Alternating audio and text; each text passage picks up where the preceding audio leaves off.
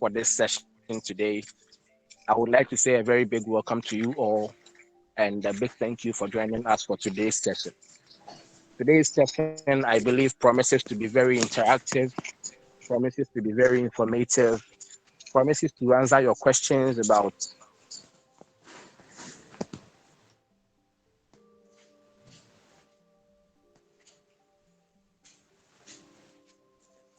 anything you want to know or ask about parliamentary rudiments and a learned person when it comes to parliamentary rudiments and parliamentary activities. He has devoted himself so well to the service and the study of parliament rudiments and its activities. And so this evening, we are very fortunate to have in our midst, I would want to call him Right Honourable Jones Amegashie-Viglo, who will be taking us through tonight's session for parliamentary rudiments.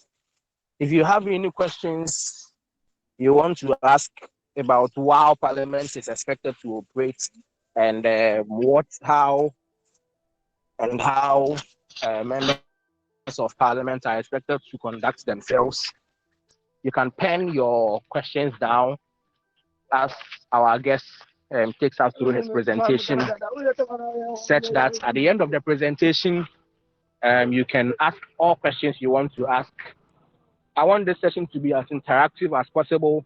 I want this session to be as lively as possible, because we are going to learn so much. This is actually the basis of the work we are expected to do as members of the House. And so I would entreat all of us to pay rapt attention and listen to our speaker as he takes us through what is actually expected of us, the roles we are expected to play, and our mandate as a House, and then whatever we are expected to do and what we are not supposed to do. And so on this note, House, permit me to welcome to take the floor from here, Right Honourable Jones Amegashie-Viglo, who happens to be the Director of Administration for the UNYA Ghana, and then who also happens to be the chairperson for the Speakers Caucus. Ghana has a caucus for student speakers, both current and past. And he happens to be the chairperson for all the Speakers Caucus in Ghana, for all the speakers that have come together to form a caucus. And so we are very fortunate to have him around us this evening. And so without much ado, Right Honourable Jones Amegashie-Viglo, if you are around, with all due respect, Right Honourable, please take the floor and let's hear you. Thank you very much, honourable members. Thank you very much, Mr. Speaker, and all honourable members joining the live session of today's orientation for UNYA Youth Government Initiative, Parliament House. Once again, thank you very much, Mr. Speaker. I'm Jones Amegashie-Viglo, Speaker of Youth Impact Parliament, Director of Administration of United Nations Youth Association Ghana, and as Mr. Speaker said, Chairperson of Student Speakers Ghana. So my slides are 60 in number, but majority of them are pictorial. So as much as possible, I would like us to venture into the session at once. Whatever questions that you have, just keep notes of it. When we reach the questions and answers, you can file them and then we'll answer you. So parliamentary rudiments. Parliamentary rudiments is just basically what happens in Parliament, information about Parliament, how Parliament does its work. That is basically parliamentary rudiments, okay? So let's venture into the entire session. What is Parliament?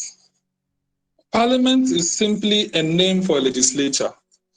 This is because Parliament is the most popular name, or perhaps we are in Ghana and the name for our national legislature is Parliament. So we think Parliament is the entire legislature. Parliament is just a terminology, a name for a legislature. There are other names as you can see on your screen, we have National Assembly, House of Representatives, House of Lords, Senate, National Congress, Chamber of Deputies, General Assembly, Assembly of the Republic, Legislative Council, and a lot. They are just names that are used or tagged for legislative assemblies of republics or organizations. So Parliament is just a name. That is it basically. So then, if I'm saying Parliament is just a name for a legislature, then what then is a legislature? A legislature is the lawmaking body of a country, state, province, county, region, and a lot, made up of elected representatives from politically demarcated territories called constituencies. That is a legislature. It is a lawmaking body of a county, state, province, region, etc. So Parliament is basically, or legislature, as a representation of the entire population of a territory. Taking, for instance, Ghana, we are 30 million. So in that case, if Parliament was to be a 60-member house, it means one representative is to a ratio of 500,000 citizens. That would be the ratio.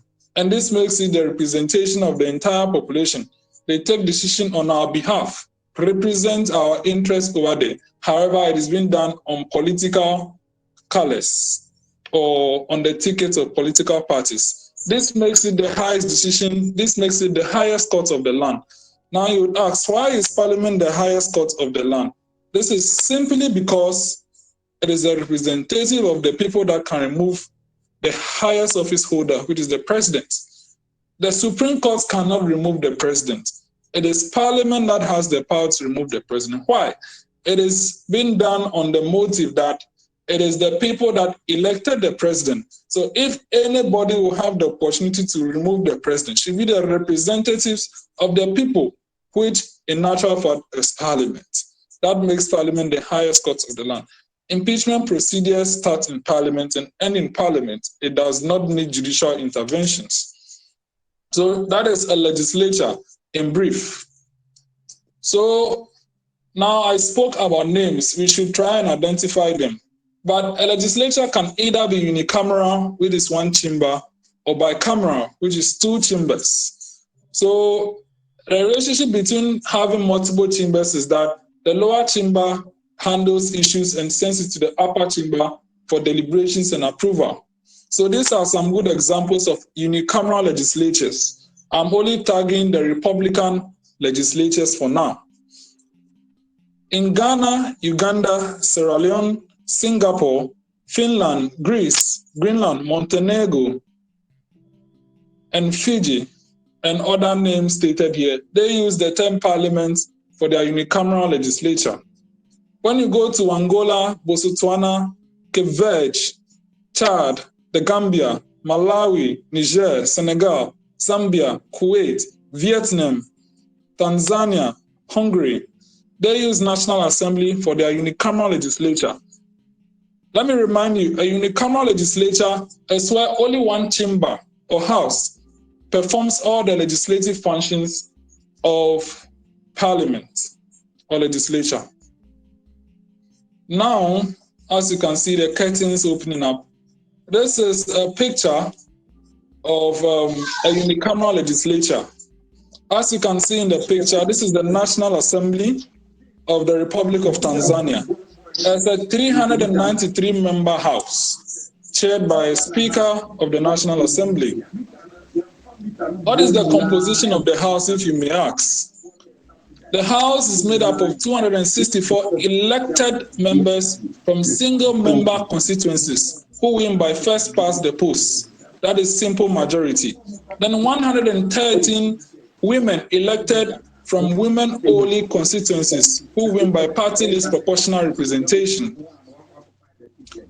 5 people are indirectly elected from the Zanzibar House of Representatives.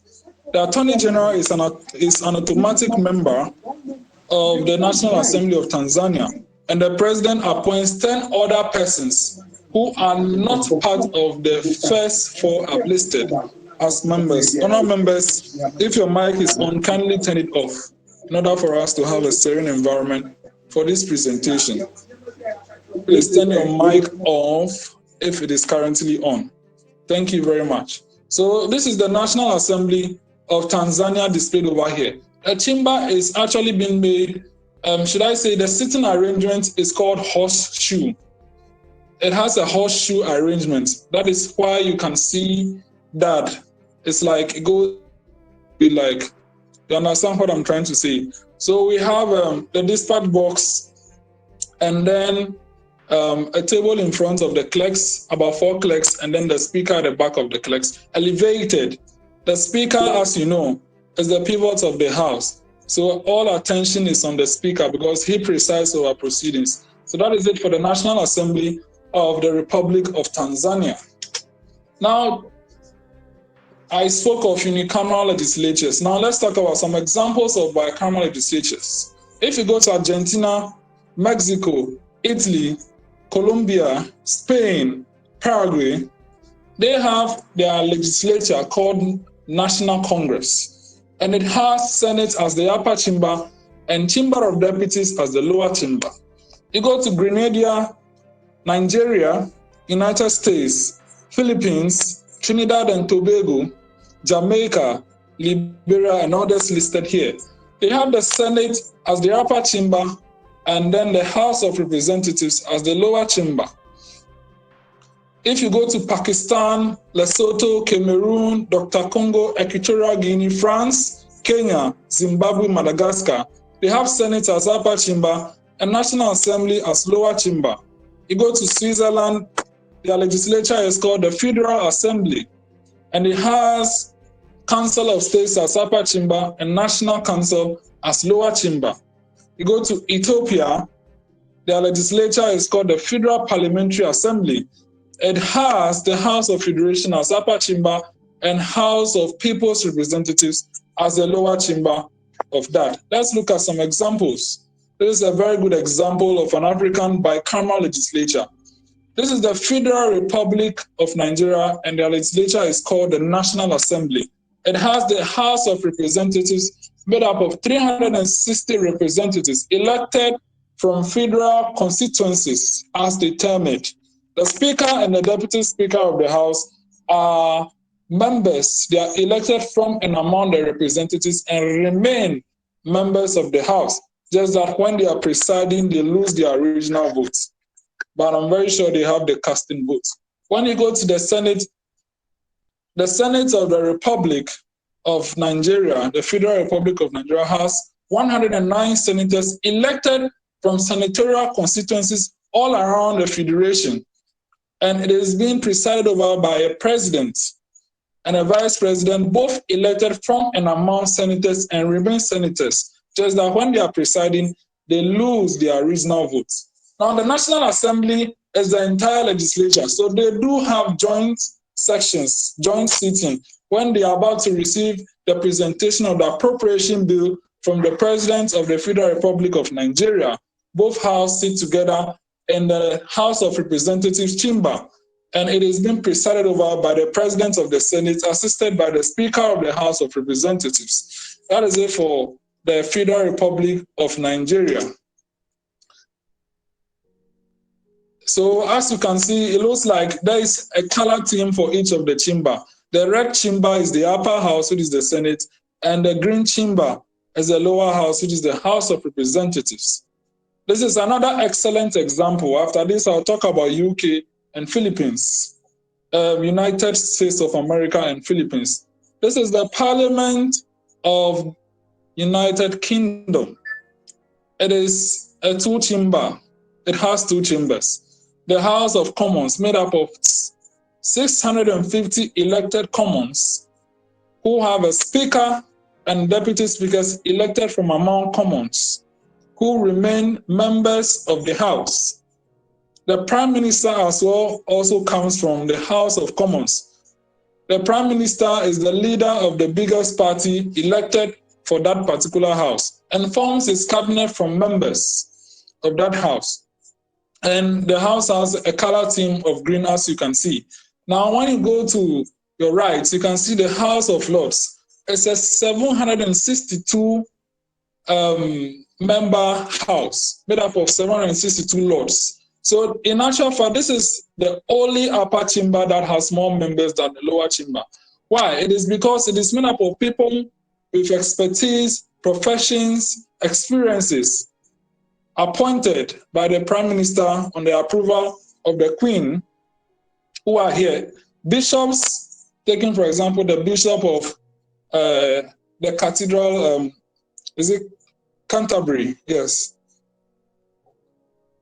Are all part. Duchess, dukes, baron, baroness are all lords in the House of Lords. And you can see that it's more like a golden throne over there. Whenever Parliament is supposed to open, the Queen of England officially comes to open Parliament with a speech written by the Prime Minister, and it's been presented to the Lords, with the Speaker of the House of Commons, Prime Ministers, and Cabinet Ministers. There is a place at the back. I think it's at the back of the middle seaters. That is where they stand when the Queen of England is making her presentation on the opening of Parliament.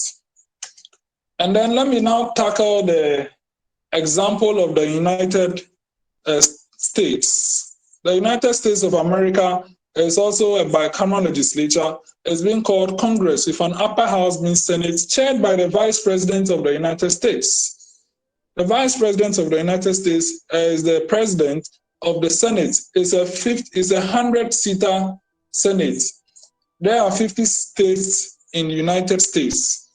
So each of the states has 2 senatorial seats, usually a male and a female elected, and then they become senators. They serve for a tenure of 6 years. And is it 6 years? Yes. Yes. And then it is 4 years actually, I'm very sure. No, it is 6 years, because their House of Representatives, who is being chaired by a speaker elected from among them, they are around 435, if I'm very sure. The House runs election every 2 years. And whenever they are running an election, 1/3 of senators are being elected. So every 2 years, senators are being elected. It's just 1/3 of them. So that at every point in time, there is a continuing member in each tenure of the Senate. However, the president of the Senate has 4 terms, because it is always the vice president of the United States. So that is the relationship when it comes to United States. And then Philippines is also being called Congress. They also have a mixed structure, just like the United States of America. However, the president of their Senate is not the vice president of the Republic of the Philippines. Yes, that is the only difference there. However, the Philippines, their Senate is a 24-member house, 24 senators, and then it has the House of Representatives made up of around 313 representatives. That is it for the Congress of the Philippines. That is it clearly. So moving on, this picture that you are seeing here is a graphical representation of the type of legislatures being adopted by republics all around the nation, all around the world. As you can see, majority of legislatures in the entire world are bicameral. You'll be amazed that even the 50 states of the United States, all the 50 states have bicameral legislatures. Yes, all the 50 states. Unlike in Kenya, that all the counties over there have unicameral legislatures. In Nigeria, all the states that they have House of Assemblies. They are all unicameral, and yes. And then in Kenya, as I said, they have county assemblies for their counties. But in the United States, all the states over there have bicameral legislatures. There's just few countries that have unicameral legislatures, as you can see in this pictorial display over here. And very few of them have unicameral legislatures with advisory bodies. And then the black one is talking about monarchy. Now, in my presentation, you can see that I made mention of having presidents as presiding officers and speakers. The most popular term for the head of a legislature is speaker. As you can see, majority of the chambers have the head of the legislature called speaker, but some of them have president, some of them have presiding members, some of them have chairpersons. Taking, for example, the National Council of Provinces, which is the upper chamber of the Republic of South Africa, is being presided over by a chairperson. It is dependent on what their constitution states. Now, this is a picture of a gathering of speakers of republics in Africa. Apart from the president of Rwanda, His Excellency Paul Kagame, the second deputy speaker of the Parliament of Ghana is right behind him, beautifully robed. Honourable Andrew Asiama Mwako, member for Fomina constituency. He is right behind the president of Rwanda. He is representing the Right Honourable Speaker of Parliament. In front of him, the gentleman in the red robe is the Speaker of the National Assembly of Kenya. That's him over there. And then the gentleman at the right of Mr. President is Right Honourable Femi Bajambiambila. He is the Speaker of the House of Representatives of the Federal Republic of Nigeria, and other speakers all around them taking a picture over here. It's a beautiful gathering of speakers. So now, after all these talks, you would ask, what then does Parliament do? So indeed, I spoke of the fact that Parliament is a legislative body. They make law as a result of having the Speaker chairing them, and then they resolve on matters. So it is well known that Parliament's basic function is to make law. However, a number of functions are incidental to the performance of this function. Financial control, as you know, money bills must always be approved by Parliament. They can be drafted by the Ministry of Finance. However, they can be approved by Cabinet if they so deem it, but they need approval from Parliament. That is where the financial control of Parliament is being established. It is Parliament that approves appropriation bills and taxes and treaties and loans, bonds. All financial aspects of the Republic are subjected to the approval of Parliament. Now, oversight role. It is Parliament that performs oversight role on the President and then other arms. That is why Parliament can invite whoever public officer or private officer for them to answer questions. Ministers come and answer questions being filed by members of Parliament, statements, and then all those being passed. The appointees of the President, the ones that usually come to Parliament are the ministers. Ministers designate come to Parliament for approval. All of these are parts of oversight roles that Parliament performs. The approval of the Chief Justice and Justices of the Supreme Court, and then other persons that the President, per the Act, are subjected to parliamentary approval. All this help Parliament to perform oversight role. Do not forget that the Auditor General's report equally comes to Parliament for deliberation. And then the third function, representational function. You see, one of the jobs of the Speaker is to help honourable members of the House to come to consensus. The job of the Speaker is quite difficult. Why? Because people of different professionalism, expertise, ethnic foundations, attitudes are all seated in the chamber. And from all their diverse ideas, you have to help them all reach a consensus, have one ruling and one direction on a particular matter or subject matter under deliberation. The representational function is that people, the Republic of Ghana has 16 regions, right? There are people from the north of Ghana, left, right, west, south, and then all those coming, central of Ghana.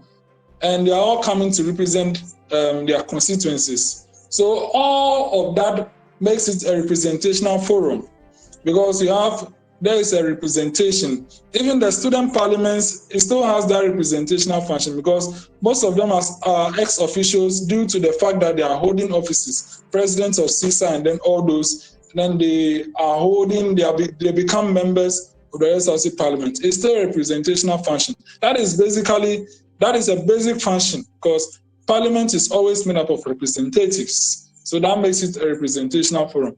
Deliberative function. Parliament deliberates on a lot of things. State of the Nation's address, when ministers come and make statements, whoever comes, Parliament deliberates and reach consensus on matters. Parliament, you see, Parliament or the job of an MP is not development, is not to be a development officer.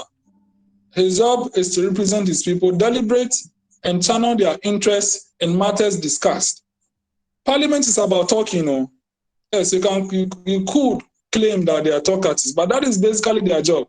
If you don't see you talking, it looks like you're not doing anything because that is your job. Your job is not to be on the site. Your site is Parliament. So you have to deliberate. That makes Parliament Parliament. Because you cannot be a silent member and then you think you are doing your job. You have to speak on floor. And speaking on floor as a demonstration of you speaking for your people. So MPs are encouraged to deliberate. Whatever idea you have, feel free and talk it out. Feel free and talk it out because in that you are doing the deliberative function of Parliament. Now we are coming to the Republic of Ghana, Parliament of Ghana. Our Parliament is headed by the Speaker of Parliament. The Parliamentary Service is headed by the Clerk to Parliament.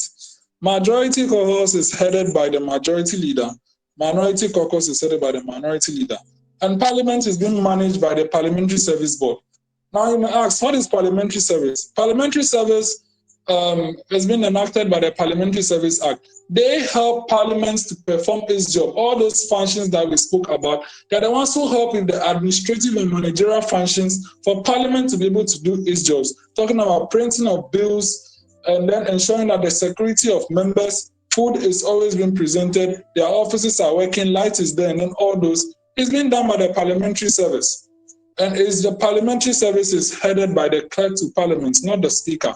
The Speaker has the entire arm and heads Parliament in its of the chamber, but the Clerk heads the Parliamentary Service. So we have secretaries, researchers, and then a lot of people, lawyers, who are part of the Parliamentary Service, all to help Parliament perform its duty. The Majority Caucus in Ghana is the biggest party in Parliament. They form the Majority Caucus. And the Minority Caucus is formed with the second biggest party and other parties. They form the Minority Caucus. They are led by their respective leaders. The Parliamentary Service Board will get there in the incoming slides. I'll talk about that briefly of the composition of the Parliamentary Service Board. Now, this is a very beautiful picture. This picture has 5 people in it. You can see the Speaker of Parliament over there. That is not his original robe. I'll show you his robe after this picture. So after the Speaker is the Majority Leader, I'll also introduce him. He is actually Honourable Oseiche Mensah Bonsu, the Member of Parliament for the Swami constituency in the Ashanti region. Then we have the Minority Leader, Honourable Haruna Idrisu. Yes, and then the Clerk of Parliament, who is being robed in this particular robe is their usual, should I say, regular sitting robe, because they have a ceremonial robe that you see them wearing during the State of the Nation's address or any other important function of Parliament. And after him is one of the deputy clerks. There are 2 deputy clerks, but that is the Clerk of Parliament. And then luckily they're able to take a picture when these people are here. I just wanted to show you who they are after I spoke about them. So that is it over there.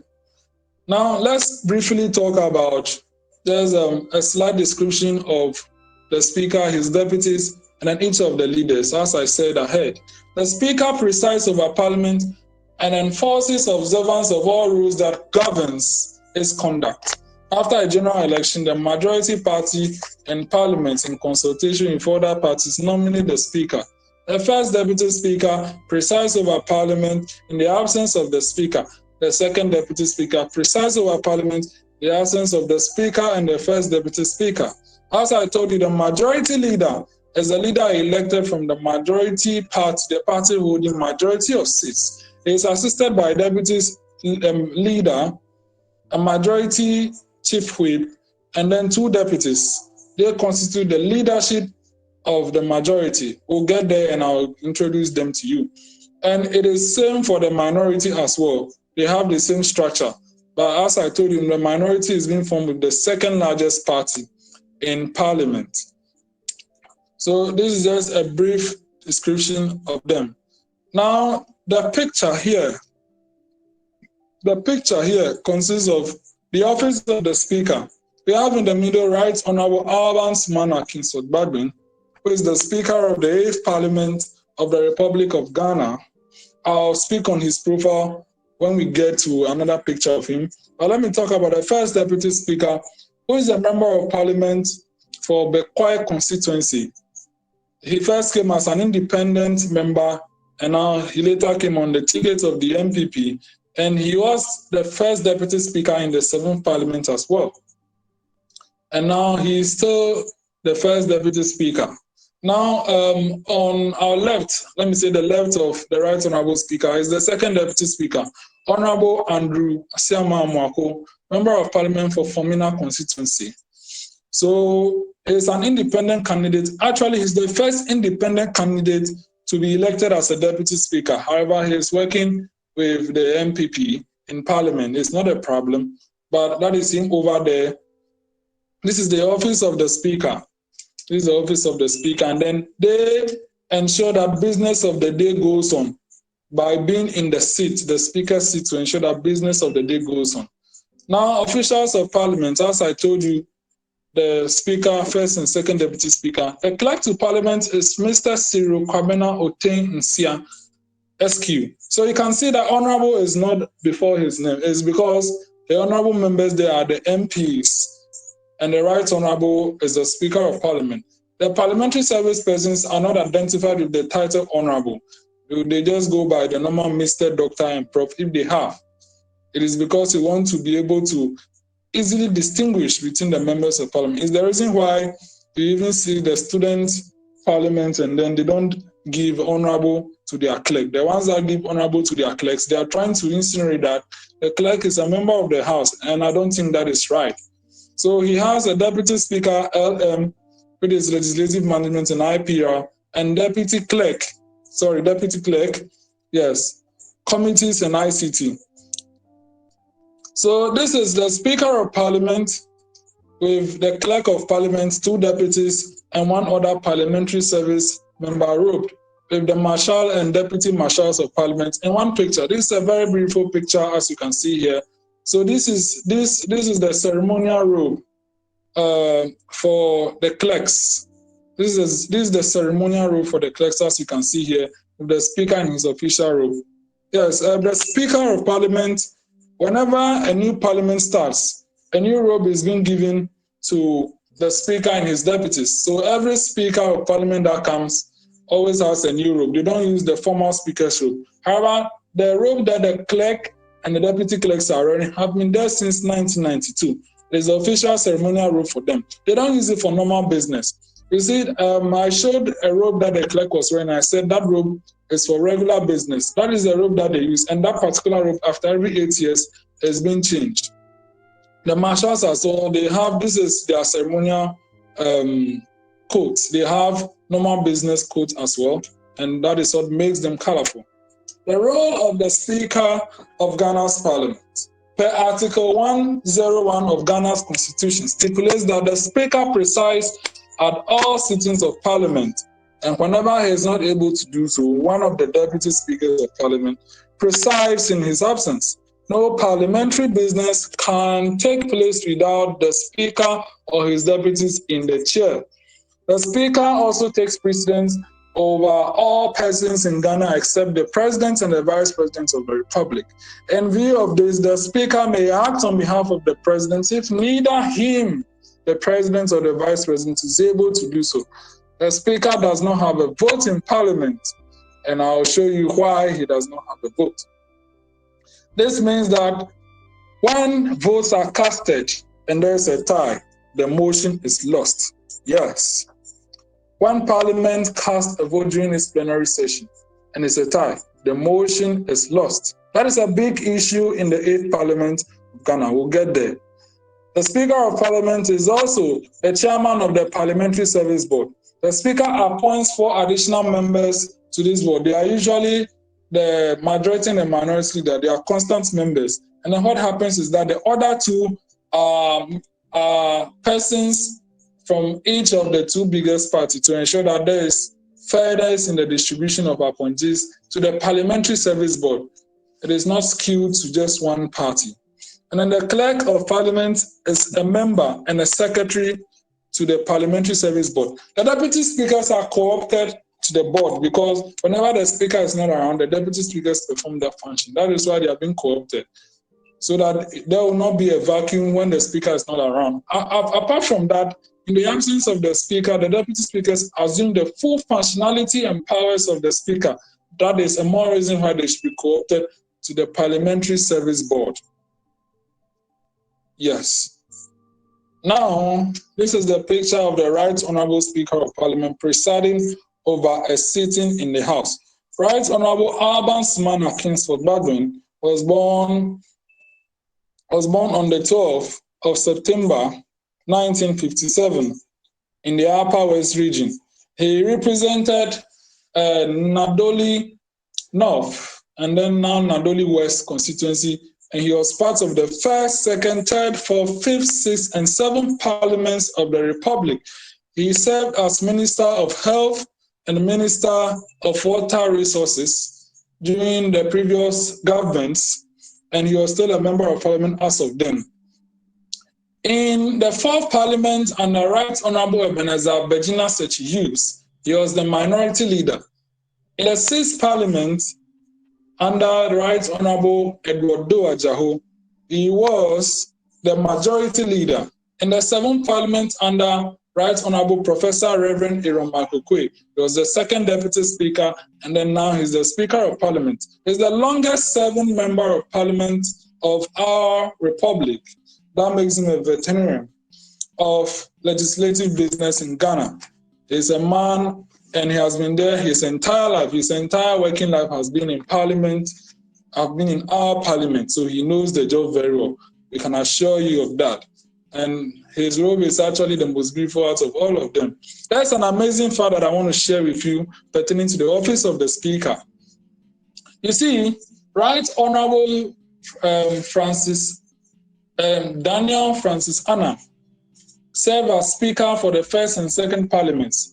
He is the only Speaker to have served 2 terms in Parliament.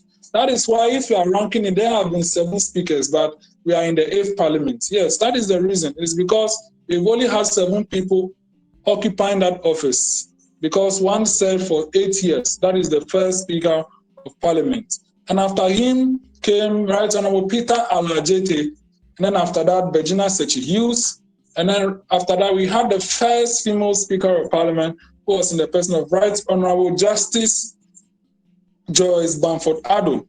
When Justice Joyce Bamford Addo was Speaker, the 1st Deputy Speaker was Honourable Edward Doa-Jaho, who later became Speaker of the 6th Parliament. And then the 2nd Deputy Speaker for the Lady Speaker was Honourable Reverend Professor Aaron Makokwe, who later became the Speaker of the 7th Parliament of the Republic. That is quite a very coincidental situation that all the deputy speakers under the 1st female speaker became speakers in subsequent parliaments. Is that not amazing? Yes, that is really amazing. So that is the speaker beautifully robed. Anytime they are wearing their robe, they are always in suits. When we get to dressing, I'll speak more on that. So the office of the leadership of each caucus of the House.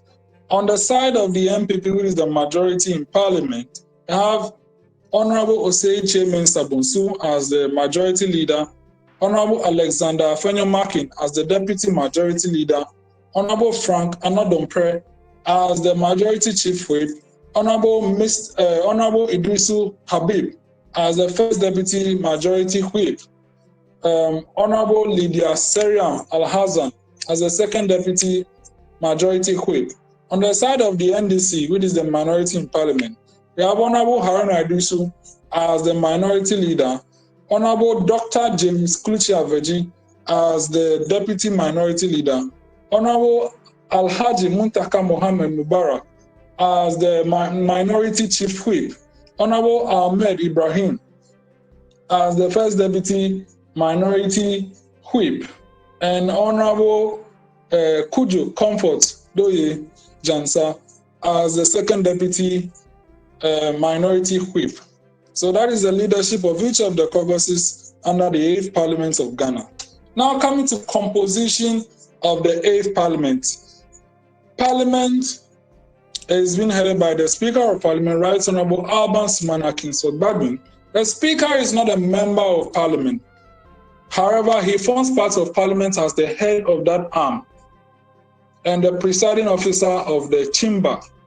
Parliament has 275 seats, which means there are 275 constituencies. They are all single-member constituencies. That is why we don't have deputy MPs.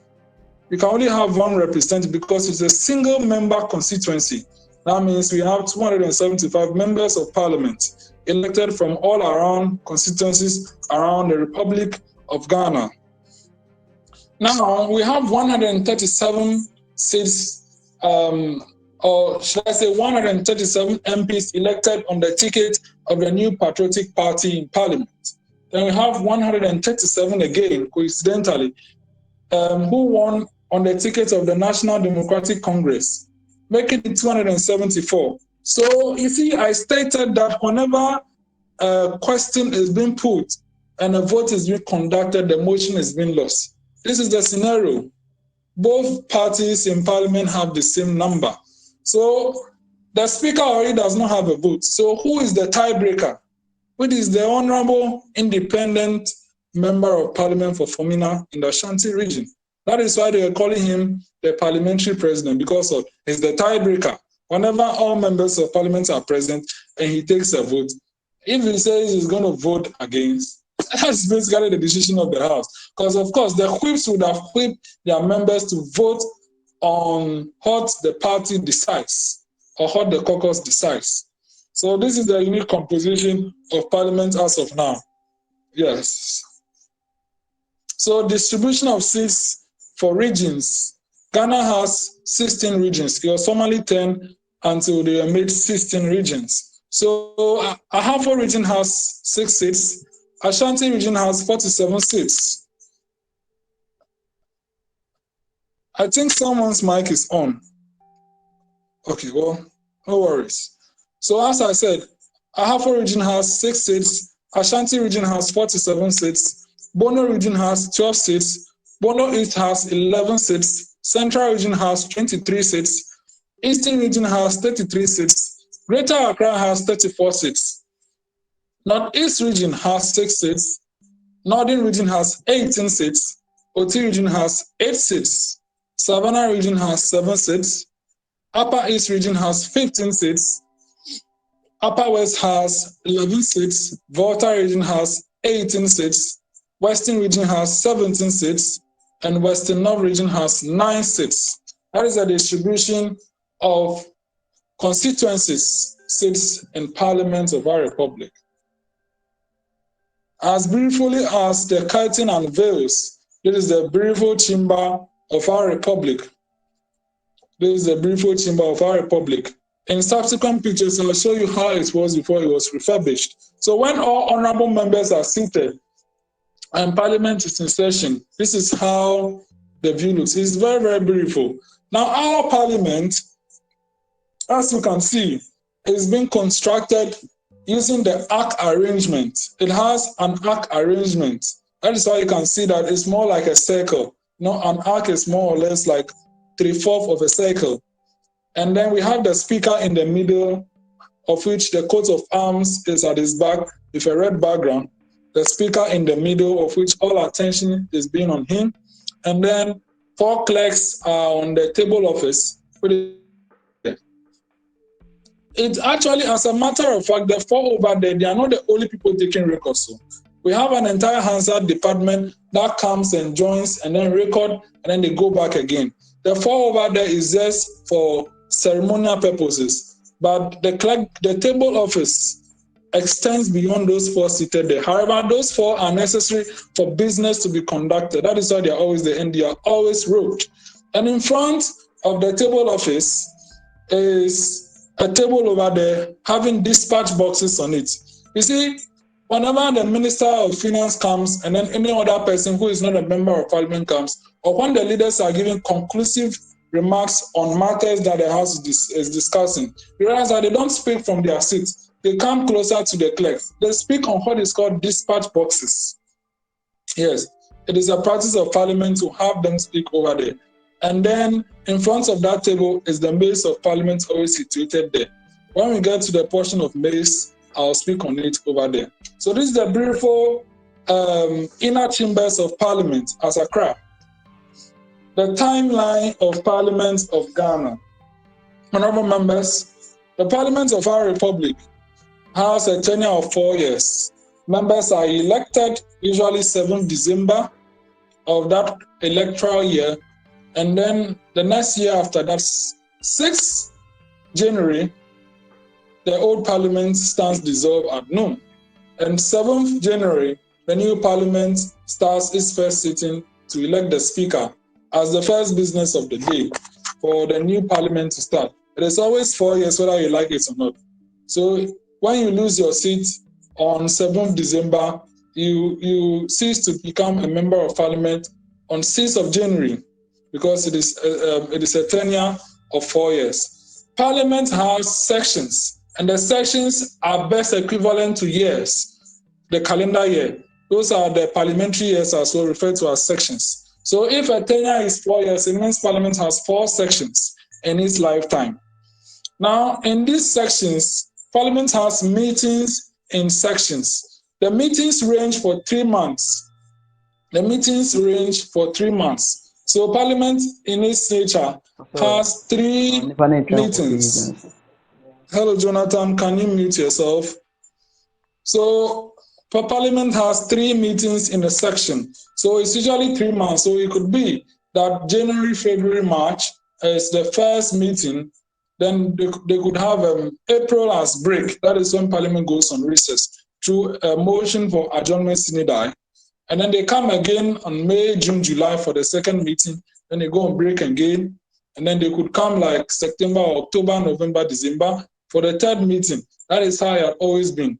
You see, they need some breaks. So the breaks, the recess is basically a vacation for members. But as a matter of fact, some of them go ahead to do some committee meetings, like the Public Accounts Committee. They hold their meetings even during recess because they have a lot of jobs. The Speaker himself and then Deputy Speakers could go on diplomatic calls out of the country. Members who are part of the Pan-African Parliament, ECOWAS Parliament, could all go and represent Parliament over there. So it is a vacation, but in actual fact, they are always loaded. Actually, during the recess, they go to their constituencies to speak with their people. So it's not really a break. It's just a break from plenary sessions and major parliamentary works, but they still continue. There is no break for an MP. I want you all to know.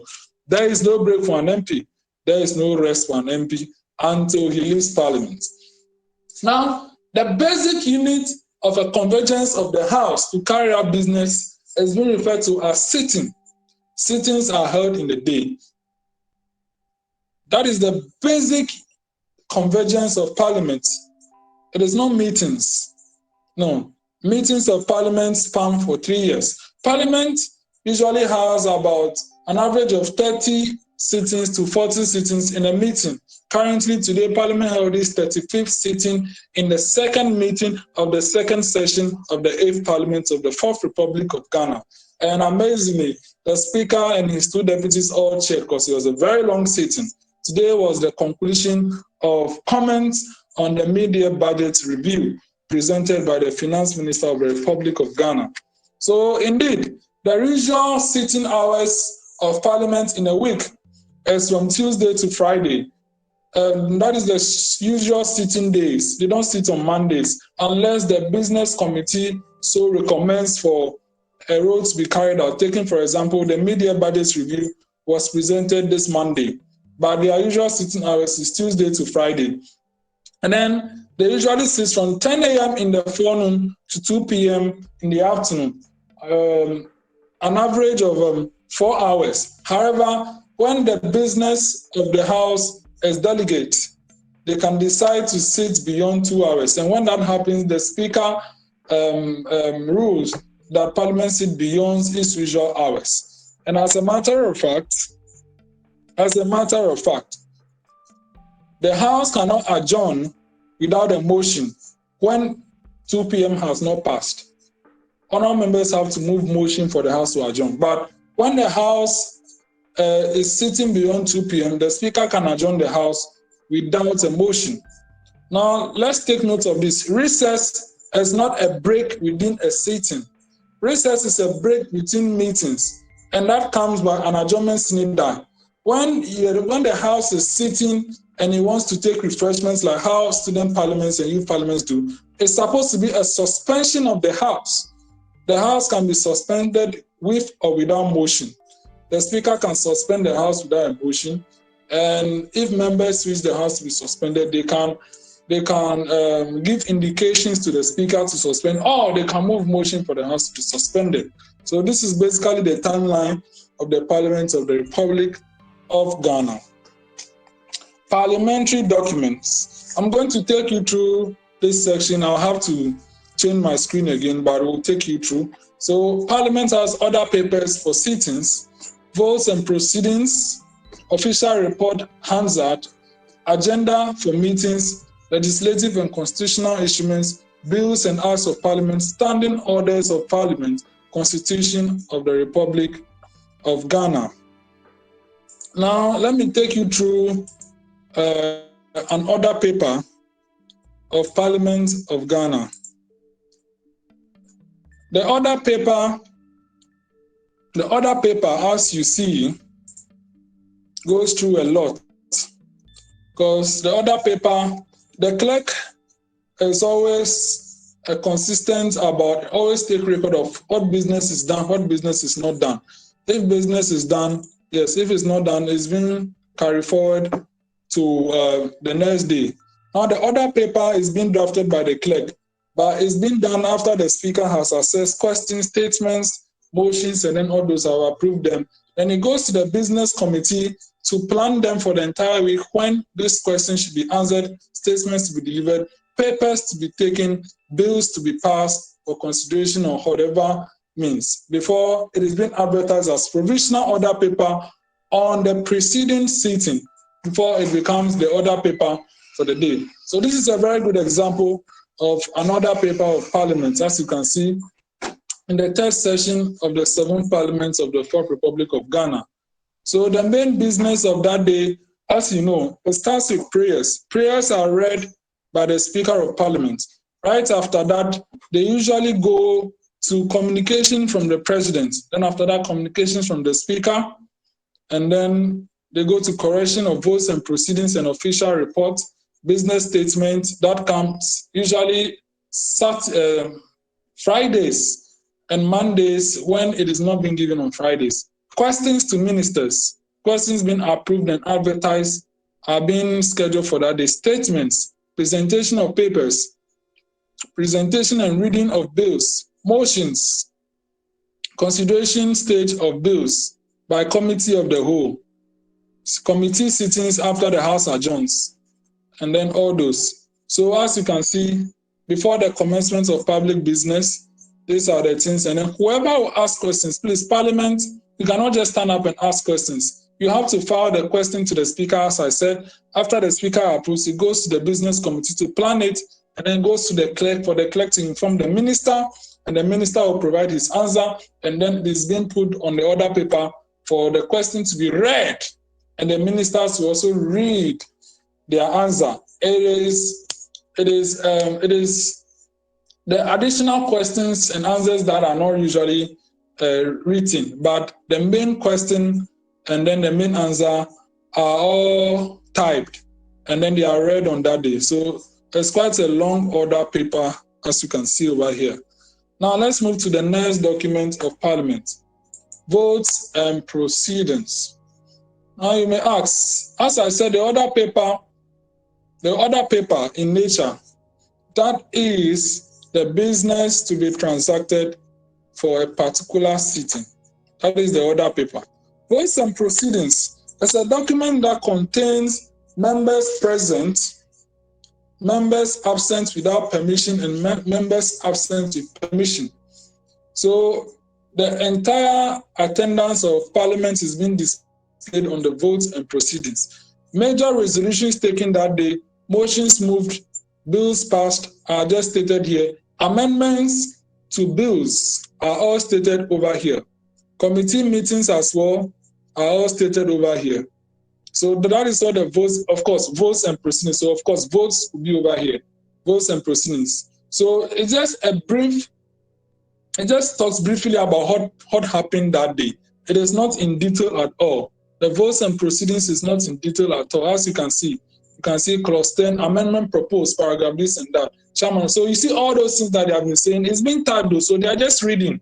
This is because we don't want members coming in, they are like, then they are, they are clocking or they are becoming DJs. No. Majority of what is said on floor of Parliament is being typed so that business will be as smooth as possible. Even if you don't know anything, just read and follow proceedings and you are good to go. And they are all done and they are all recorded on the votes and proceedings. Okay, so all these that you are seeing here were already on the order paper. So if you have the order paper, you can tell what is going to happen that day. Yes. So the next document after this that we'll look at is official report. Hansard is the official record of proceedings. You see, the official report is a detailed record of whatever is said in Parliament. Detailed record in the sense that if you say is here. If you say there, is here. You can see prayers. Mr. Speaker in the chair. The House met at 10:05 a.m. Prayers, votes and proceedings. Then Mr. Speaker, whatever he said, honourable members, correction of votes and proceedings for Thursday, 7th March 2019. Mr. Speaker, so it is in detail of whatever you say on floor of Parliament. So if you have not watched the sitting, and you get just the official report of Parliament, you can tell the word to word of whatever they say on floor of Parliament. It's a very detailed report, and it takes a lot of time for it to be done. That is why it is an entire department, and they review and then all those, and then, Charlie, there's a lot of work to be in Parliament. Parliamentary service is doing very well. Kudos to them. So for every sitting, if it is 5 hours from A to R, clink to Grankra, it's been typed over here and put over here. So Parliament is doing a lot, if in case you don't know. It's not just a mere job. If you cannot read and you cannot speak, Parliament is not a place for you. Because Parliament is full of work. Please, votes and proceedings, so it's 41 pages, but when it's being printed, it will be like almost 80 pages. This is this is official report of Parliament of Ghana. So however they say it, whatever they are saying, First Deputy Speaker takes the chair, whatever is happening is detailed and is being recorded in the votes and proceedings. Now, you see, meetings don't have order papers. Meetings have agenda, and sittings have order papers. So I stated that Parliament has meetings, 3 meetings in a session, and they have a number of sittings in meetings. So the agenda for a meeting, you can see, agenda for the first meeting of Parliament, commencing on Tuesday, 25th January 2022. This is a meeting of Parliament. So the agenda contains bills that are expected to be passed at that meeting, motions expected to be filed, papers expected to be present, petitions expected to be laid, referrals expected to be made.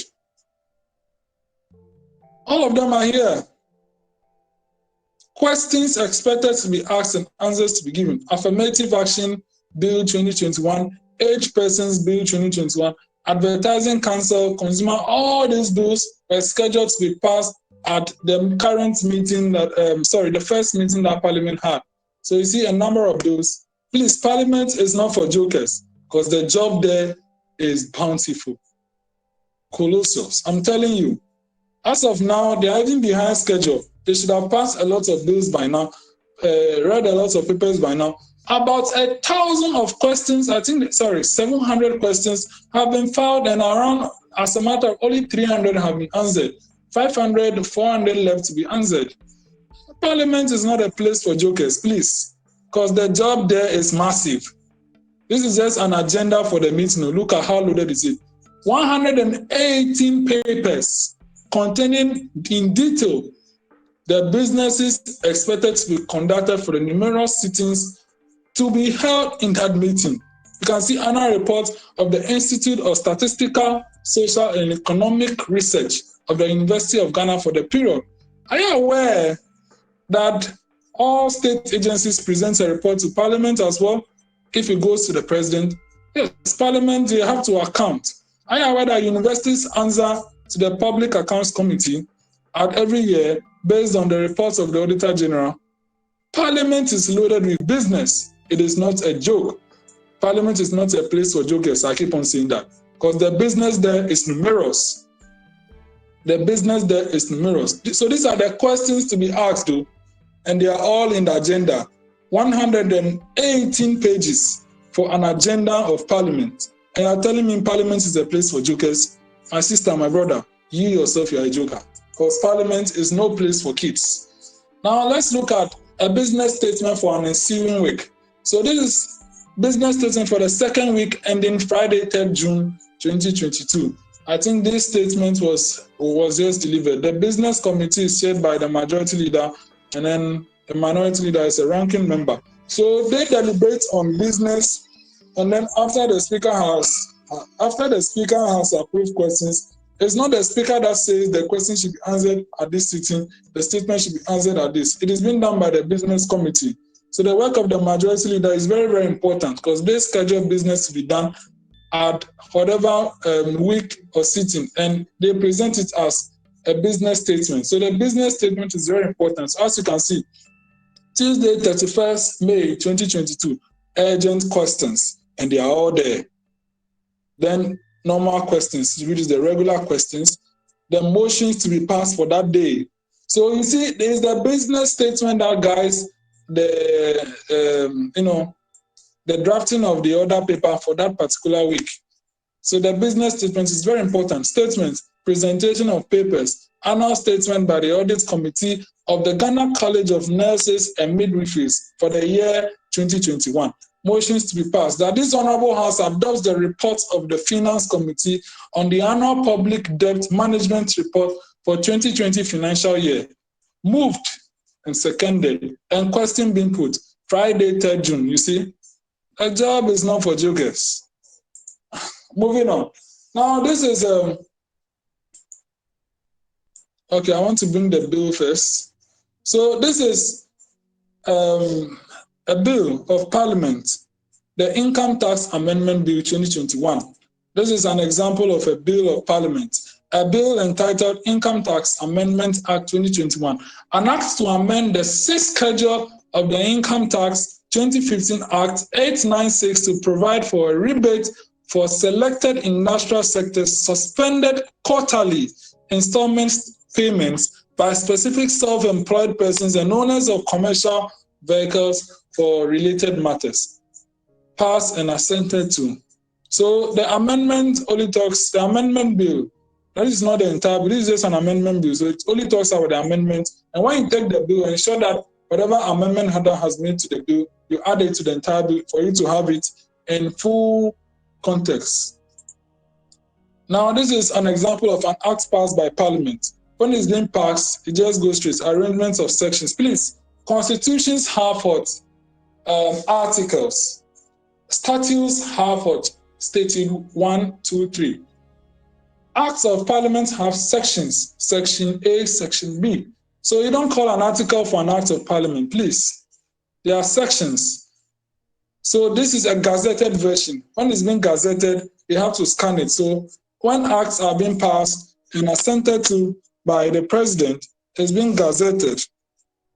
So as you can see right here, the Energy Sector Levy Amendment Act 2021, an act to amend the Energy Sector Levies Act 2015 Act 899 to provide for an energy sector recovery levy for sanitation and pollution levy to be imposed on specific petroleum products and for related matters. Date of assent, 31st March 2021, passed by Parliament and assented to by the President.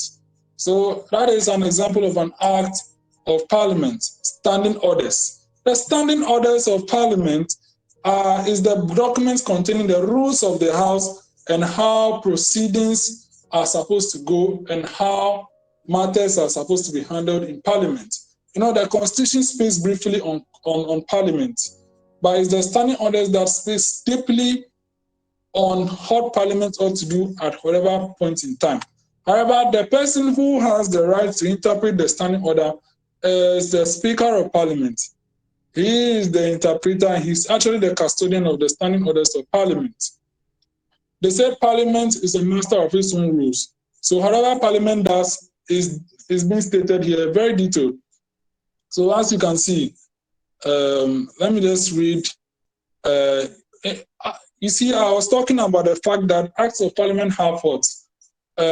Sections. Now, the standing order has orders. Standing orders don't have articles. So you can say, Mr. Speaker, Order 65 of the Standing Orders of Ghana stipulates. You can't say article or a standing order, because no, it has parts and orders. Whilst the Constitution has what? Articles and chapters. Yes, that is it basically. That is it basically. I want to read an order for you to see how it is like. Okay, very good. Part 9. Questions to ministers and other members. Order 60. 1.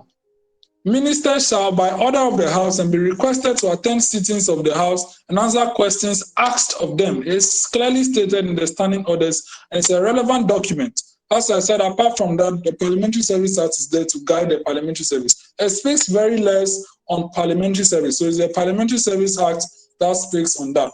Now, the Constitution of the Republic of Ghana. This one, you know, I'm not sure I have to take you through. The Constitution is the supreme law of our republic.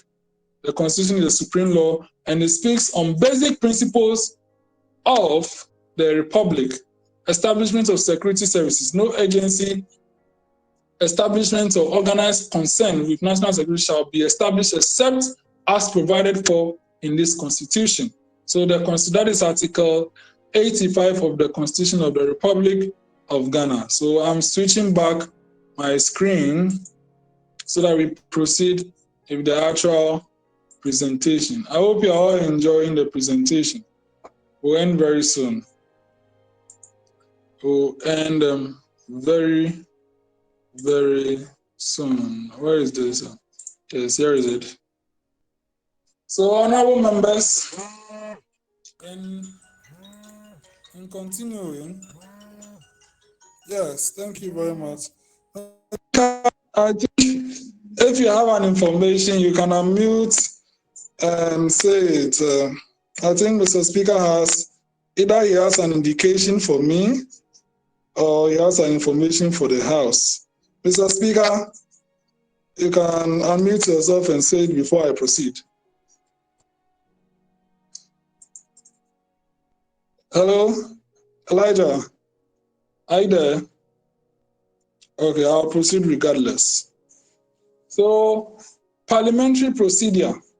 Now, the picture you are seeing here is a proceeding of the 4th Parliament, of which the Speaker was Right Honourable Ebenezer Virginia Sechi-Hughes. And you can see there's an honourable member speaking on the dispatch box. I'm very sure that is the majority leader of that parliament. Mind you, I said the current Speaker of Ghana's parliament was the minority leader of the 4th Parliament. So these are proceedings. And then you can see this chamber looks different from the current one. This was how it was before it was refurbished into the beautiful reddish team color one.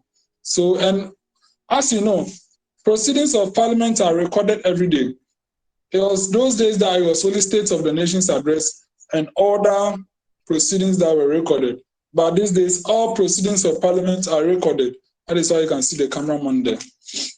So our Parliament is a beautiful one, of course, and this was the old one. It's been refurbished. Parliamentary procedure. Parliamentary procedure is the accepted rules, ethics, and customs governing sittings of a legislature or organization.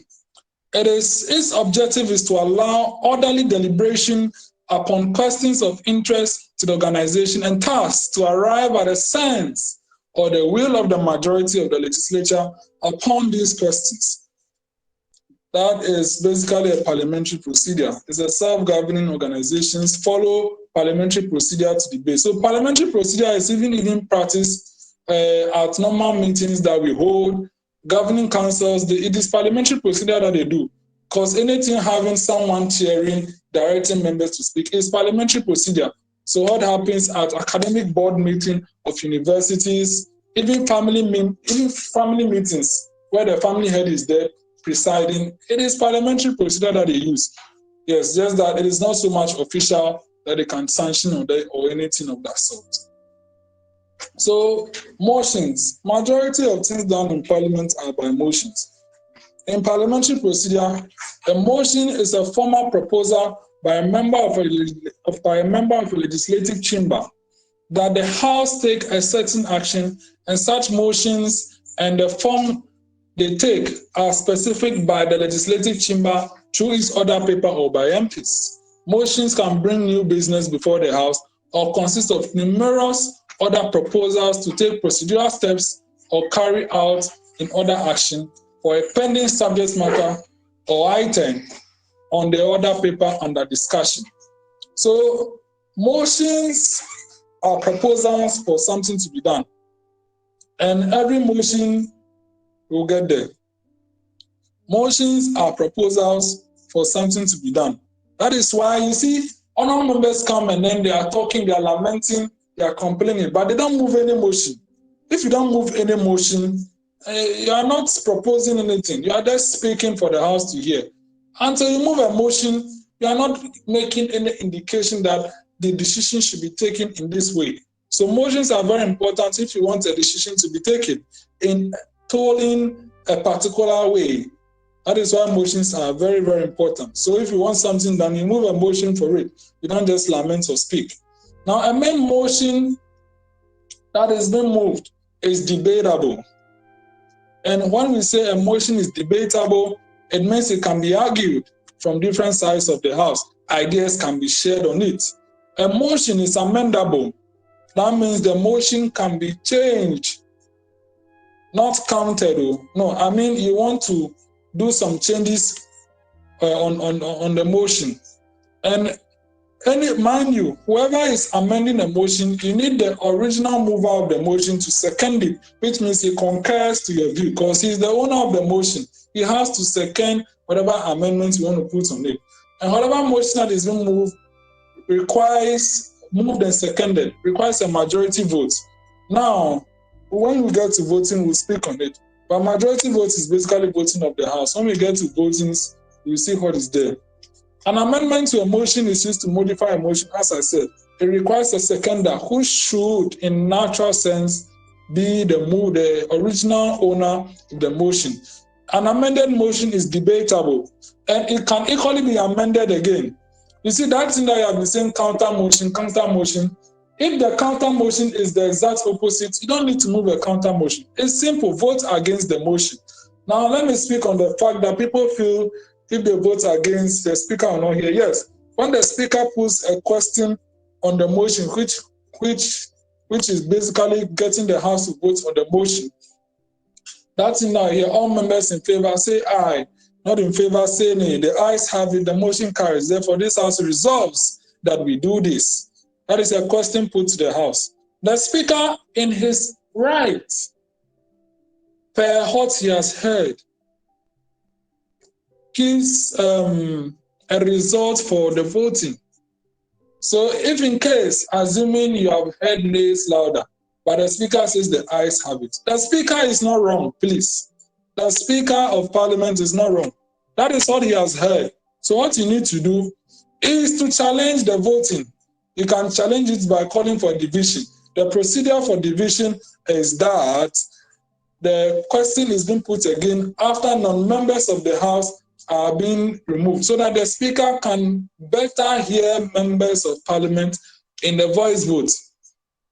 And when that thing is done again and you still feel that is not the actual outcome of the vote, then the second procedure for a division continues. It is for balloting, for members to ballot, and then that one, you understand balloting. It could be secret or not secret, but that is the procedure for division. Or you can just call for a head count. You don't need to call for a division. You can say, Right Honourable Speaker, arise to challenge the decision of this vote. In my ears, I heard that the nays had it and not the ayes. I wish that you conduct a head count on this particular matter. Or I rise to call for a division on this subject matter, or this vote being debated or being taken. So that is it basically. Types of motions. For me, there are basically two types of motions. We have the procedural motions. These are motions required for the business of the day to progress. Motions such as adoption of the order paper, suspension of the House, consideration for papers, motion for adoption of reports, motion for adjournment. These are procedural motions. They are motions relevant for the business of the day to be done or for the House to progress on a normal tangent. The private motions are motions that are filed by members of Parliament that are not part of the original business of the day. Those are private motions. Yes, they are not part of the original plan of the day. What I mean by that is it is not emanating from Parliament itself as a whole. It is coming from you, just one member. Those are private motions. So let's take an example. The House wishes to adjourn, and now you are filing a motion that because this matter is urgent to you, you want the House to discuss this before the House adjourn. It is not actually part of the business of the day, so it can be taken as a private motion. And private motions, so far as it's a motion, requires a second and a question to be put. So these are the two types of motions that I have recognized. Other books will give you different. Voting in the House. Voting in the House is conducted in three main ways. I made mention of them earlier, but however, we have voting by voice. This is where the Speaker poses the question. As I said, all honourable members in favour of the motion being moved, say aye. Not in favour, say nay. The ayes have it. The motion carries. Therefore, this honourable House is in favour of the motion. Then he bangs the gavel. It's a question that he posed to call for voice vote. The second model for voting is voting by head count. This is where the Speaker openly calls for the clerk or whoever it is to count members, whether they are voting for the ayes or the nays. It could be by you standing, you moving, or just raising your hand. It's been referred to as voting by head count. Now, the third model for voting is by balloting. It could be secret or not, but usually because the head count is basically balloting, but it's being referred to as head count. The third model, the secret balloting. So this is where the Speaker conducts secret balloting. You write your vote in secret and it's being counted. So they don't know who voted for the ayes or the nays. That is the third model of voting. So this is how, but the most usual type of voting is voting by voice. Debating in the House. A debate is a conversation for members to share their ideas on a matter before the House in order for the House to reach a decision on that particular matter. Parliament debates questions to ministers, statements to the House, papers and reports laid on floor of Parliament, bills at consideration stage, private members' motion, legislative and constitutional instruments, and any other business that requires a debate. So debating is what you see of honourable members sharing their vote, sharing their ideas or voices on a particular matter. Yes, as they say, minority have their say, but majority has their way. It's all part of the beauty of debate. Debate has its yes or no rules. We'll get there. Now you can see this is a plenary session of Parliament. Plenary sessions of Parliament. So this is a chamber. This is actually the eighth Parliament receiving His Excellency the President to fulfill his constitutional duty by presenting a message on the state of the nation. It is a plenary session of Parliament, and it's being held through sittings of Parliament, as I told you. So this is the 275-seater chamber of Ghana's Parliament. So now you may ask, in detail, what are plenary sessions? Plenary sessions are the most visible aspects of Parliament. During each term of Parliament, Parliament sits in plenary sessions 4 times in a year. Okay, they sit 4 times in a year, and several times, at least, they also sit 4 times in a week as well. Yes, 4 times in a week. As I told you, usually from 10 a.m. in the forenoon, 12 o'clock and it ends at 2 o'clock in the afternoon. Per the business report or whatever undeniable circumstance that might have not led. They are not exactly mandated to start at 10, but their usual starting hours is 10 o'clock in the forenoon.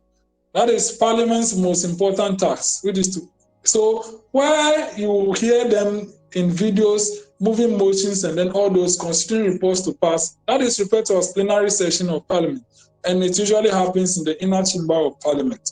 Okay. Apart from that, we also have a different type of session, but let's talk about speaking on floor. I'll get to the committee system very, very soon.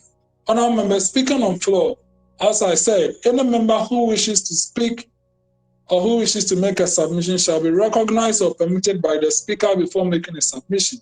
All submissions must start by addressing the speaker and the house, and you introduce yourself, your name and constituency before you start making the submission. As I rise to do this, I beg to do that. So let me just make an example. Mr. Speaker in the House, I am Jones Amegashie-Viglo, Member of Parliament of the Kwai constituency. I rise to move a motion that this Honourable House takes this lecture from Mr. Jones Amegashie-Viglo. Thank you.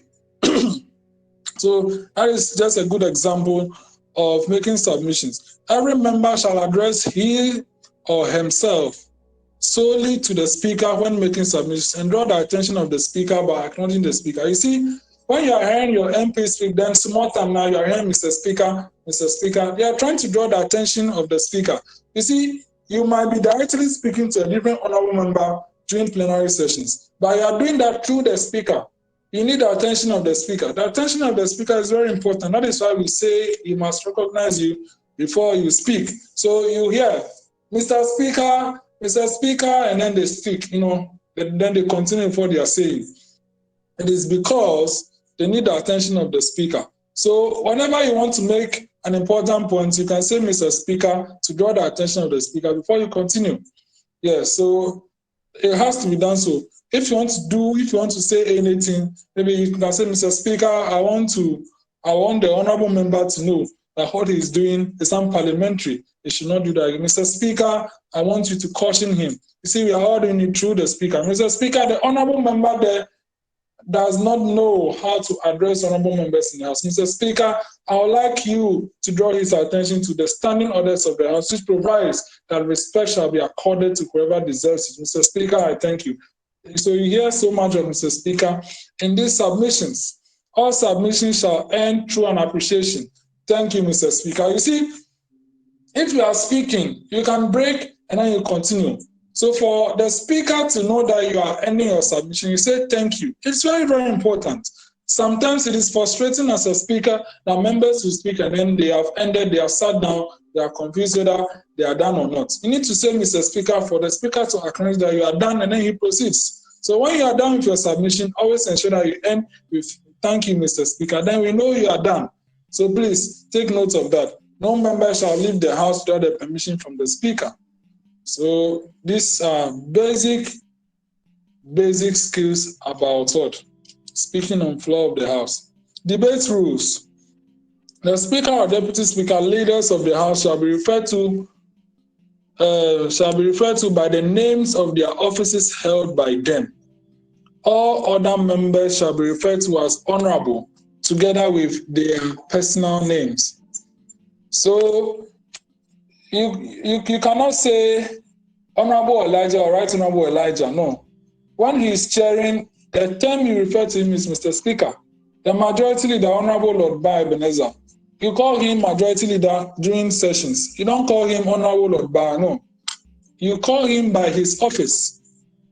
So during plenary sessions, you call office holders by their office, not by their names. But assuming you don't hold any leadership, maybe chairperson, honourable chairman, yes, but mostly for the leaders, you call them by their offices. But if you are not holding a leadership position, which is either leader of each of the caucus or speaker or deputy speaker, you call Honourable Jones Amegashie-Viglo said this, yes.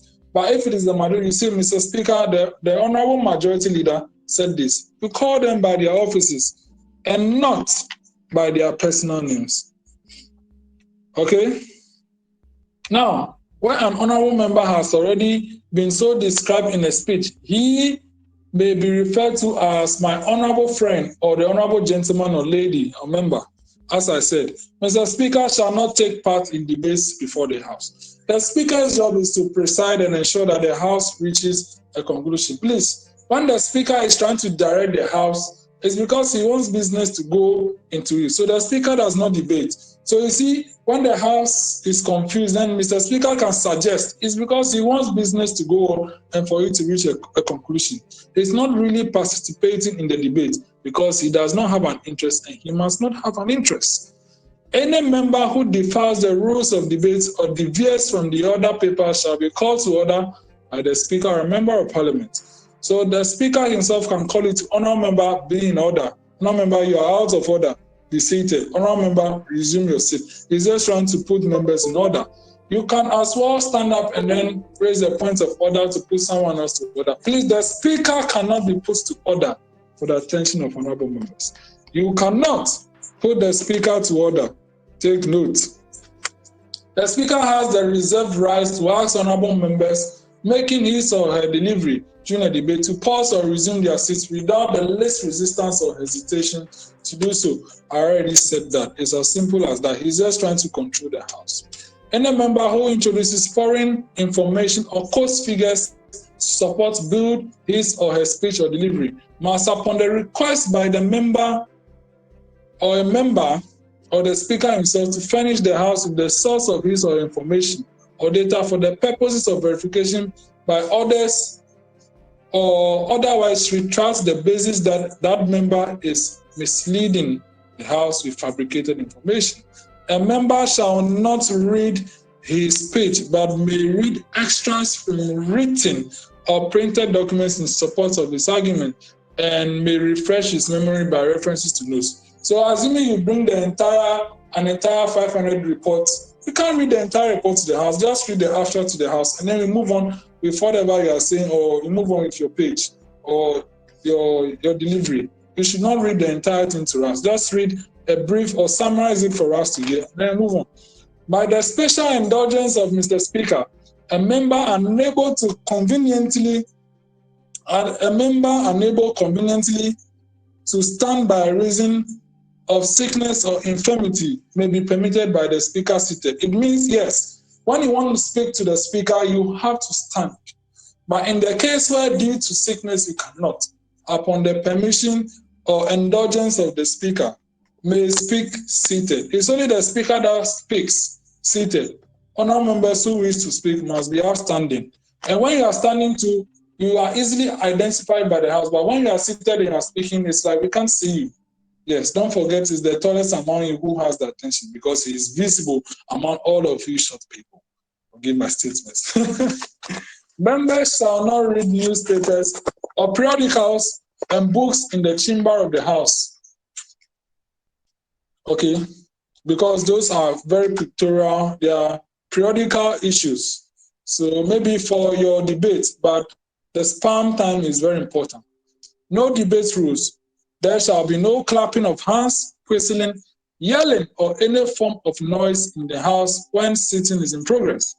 No honourable member shall make statements in the House along with his or her partisan inclinations. This is peculiar to youth parliaments and student parliament houses. It is because we are not elected or members per party tickets. So for youth parliaments and student parliaments, they are not to make submissions along with their partisan inclinations. No conjecture, speculations, or any foreign material or any form of forgery information is accepted in the House during debates. No member is permitted to move into the House with any harmful object. Please, we don't want guns and knives in the chamber. You are scaring us. You distract proceedings and you've been contempt of the House. Please, no harmful objects in the House. We beg you. It is not Makula Market. No member is allowed to deviate from the order paper or order of proceedings during sitting. So yes, we are speaking about adoption of order paper and you are talking about something else. You are drawing the House back. It is not allowed. You must only speak on the item to be debated on the order paper. Yes, so order papers have items on it. You have to speak on the order paper or the item or the subject matter under discussion under that order, or how proceedings are going. You should not deviate from the business because it draws the House back. Seriously, it draws the House back. No debate rules. Continuing. No member shall be allowed to use any verbal or physical assault in the House. Thus, no member shall have the audacity to pass cyclical comments or any language interpreted by a member or the speaker to be indecent. Yes, unparliamentary language or words are not allowed in the House. A member could rise on the point of order to ask that another member in question should retrieve or withdraw his words immediately, if the need be, and apologize accordingly. Yes, you can be asked to withdraw your statement, yes, upon the permission of the speaker. You can ask someone to withdraw, but if the speaker says that is not unparliamentary and it is part of the debate rules, yes, the speaker has ruled off your point of order. No member shall speak more than once to any business of the floor except the leaders of the House or for debate purposes, or except in the case of the mover of a substantive motion or any member that may second a motion or amend by rising in his place, say, Mr. Speaker, I beg to second the motion or amendment without prejudice to his right to speak at the later period of the debate, which means the mover of the motion can still speak again. But naturally, on a particular subject matter under debate, we should only speak once on it because we don't have time. We at least want to hear everyone. Okay. Rulings of the speaker, as you can see. So now you can see clearly the dispatch boxes, the table in front of the table office, and then the four clerks seated there. You can see clearly the pictorial view of it. Four clerks, they are always robed. And then the speaker himself on the speaker's days, at least high above members. So yes, the clerks do speak. It's not like they don't speak. Please, the clerks can speak, but they speak according to proceedings. For example, reading of short titles or long titles of bills is the clerks that do that. And then when the speaker himself is not around and the deputy speaker is starting, the clerk will have to read the communication to the House before prayers are said. Rulings of the speaker. This is a very important issue that we have to talk about. My apologies. Rulings of the speaker. The rulings of the speaker are like verdicts on cases before the House. The speaker mostly rules on matters not brought by motion. The rulings of the speaker becomes precedent and must be adhered to without debate. The rulings of the speaker can be challenged with motions for reconsideration. The rulings of the speaker are important because the speaker guides the House and he needs to shape the House. So yes, you have brought a motion, okay, and the speaker himself can raise a plenary objection saying, Honourable member, this motion is not fit and should not come at this time. I overrule your motion. He can do that. Yes. You are speaking, then the speaker, Honourable member, what you are doing is wrong. Honourable members will not entertain this in the House again. It becomes a precedence. That is the ruling of the speaker, and he bangs the gavel.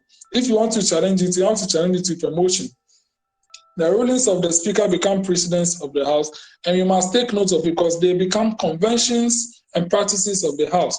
Not everything is stated in the standing orders or constitution. So the rulings of the speaker are additions. So being in the positions of the speaker is quite prestigious, I may say.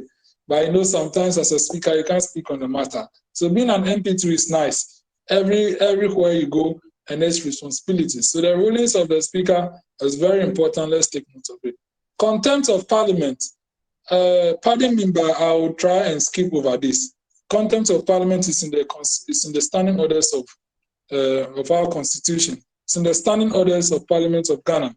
And most at times talks about any bad thing that happens, lying to the House, being disobedient, not going by the rulings of the Speaker or rules of the House, disrupting sittings, deceiving the House.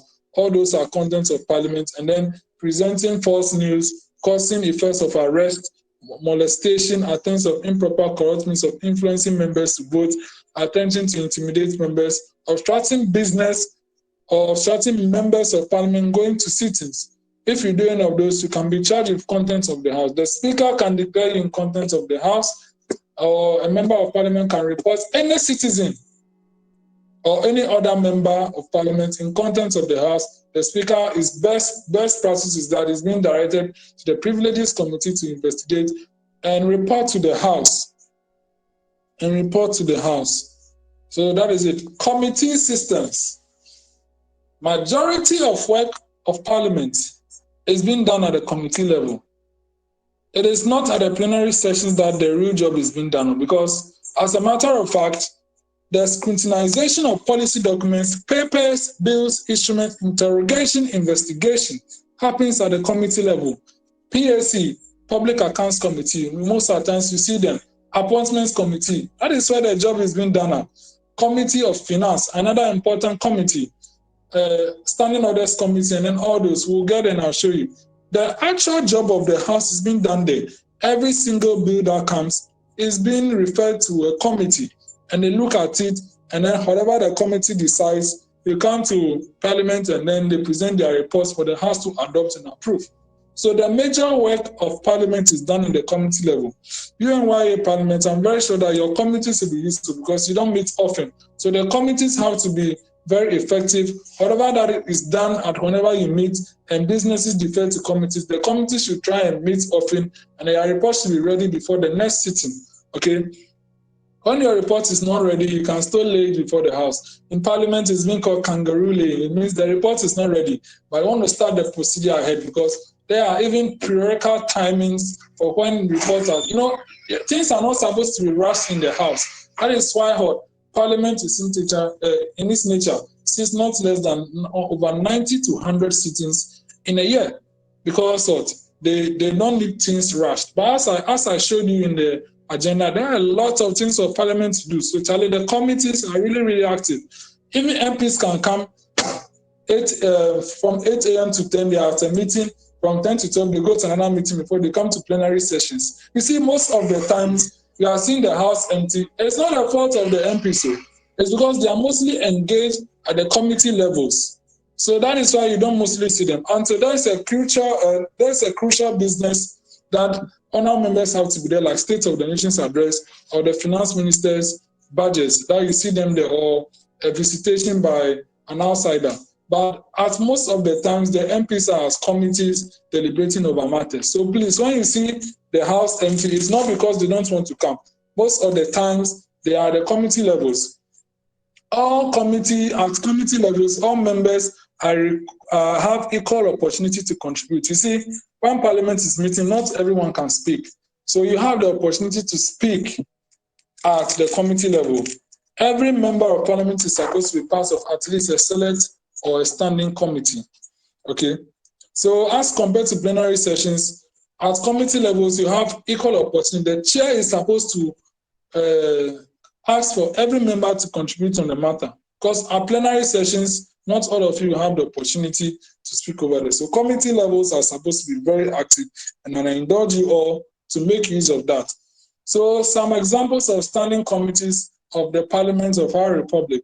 The Standing Orders Committee, as you know, is in charge of the standing orders of the House. They review it and then any amendments. The Business Committee, which is responsible for planning business to be discussed at a particular sitting of Parliament. Public Accounts Committee, usually chaired by a minority member, the Deputy Minority Leader, who is in charge of working on the reports of the Auditor General and scrutinizing all these reports, calling public officers to come and answer questions. The Appointment Committee is responsible for considering nominations by His Excellency the President or whoever that delegates that Parliament should do that and report to the House for approval. Finance Committee, all money bills most of the times go there, except if it is a special bill that maybe needs the attention of the Foreign Affairs, it could be joined. But usually all money bills or loans or mortgage and whatever goes to the Finance Committee. Committee on Privileges. It is more or less like the Judicial Committee of Parliament, and is being chaired by the First Deputy Speaker. The First Deputy Speaker chairs the Appointments Committee as well. The Speaker chairs the Standing Orders Committee, because the Speaker is the custodian of the Constitution, of the Standing Orders. So the Committee on Privileges, that is more like the Judicial Committee of the House. If I say Judicial Committee, you all understand. So I'll proceed. Committee on Government Assurances, that is to ensure that assurances being made by government is that committee that follows up. Government, you said you do this at this time. Are you going to do it? So when the ministers come and they are making promises, it's the Committee on Government Assurances that follows. Committee on Gender and Children. It's a very important committee, because Charlie, They remain, okay, gender is not women, so, but the children are very important. So these are some examples. This is not all the standing committees. These are just some. Okay, these are just some. Select committees of parliament. Now you ask, what are standing committees and what are select committees? The standing committees are committees that are always engaged during the tenure of parliament.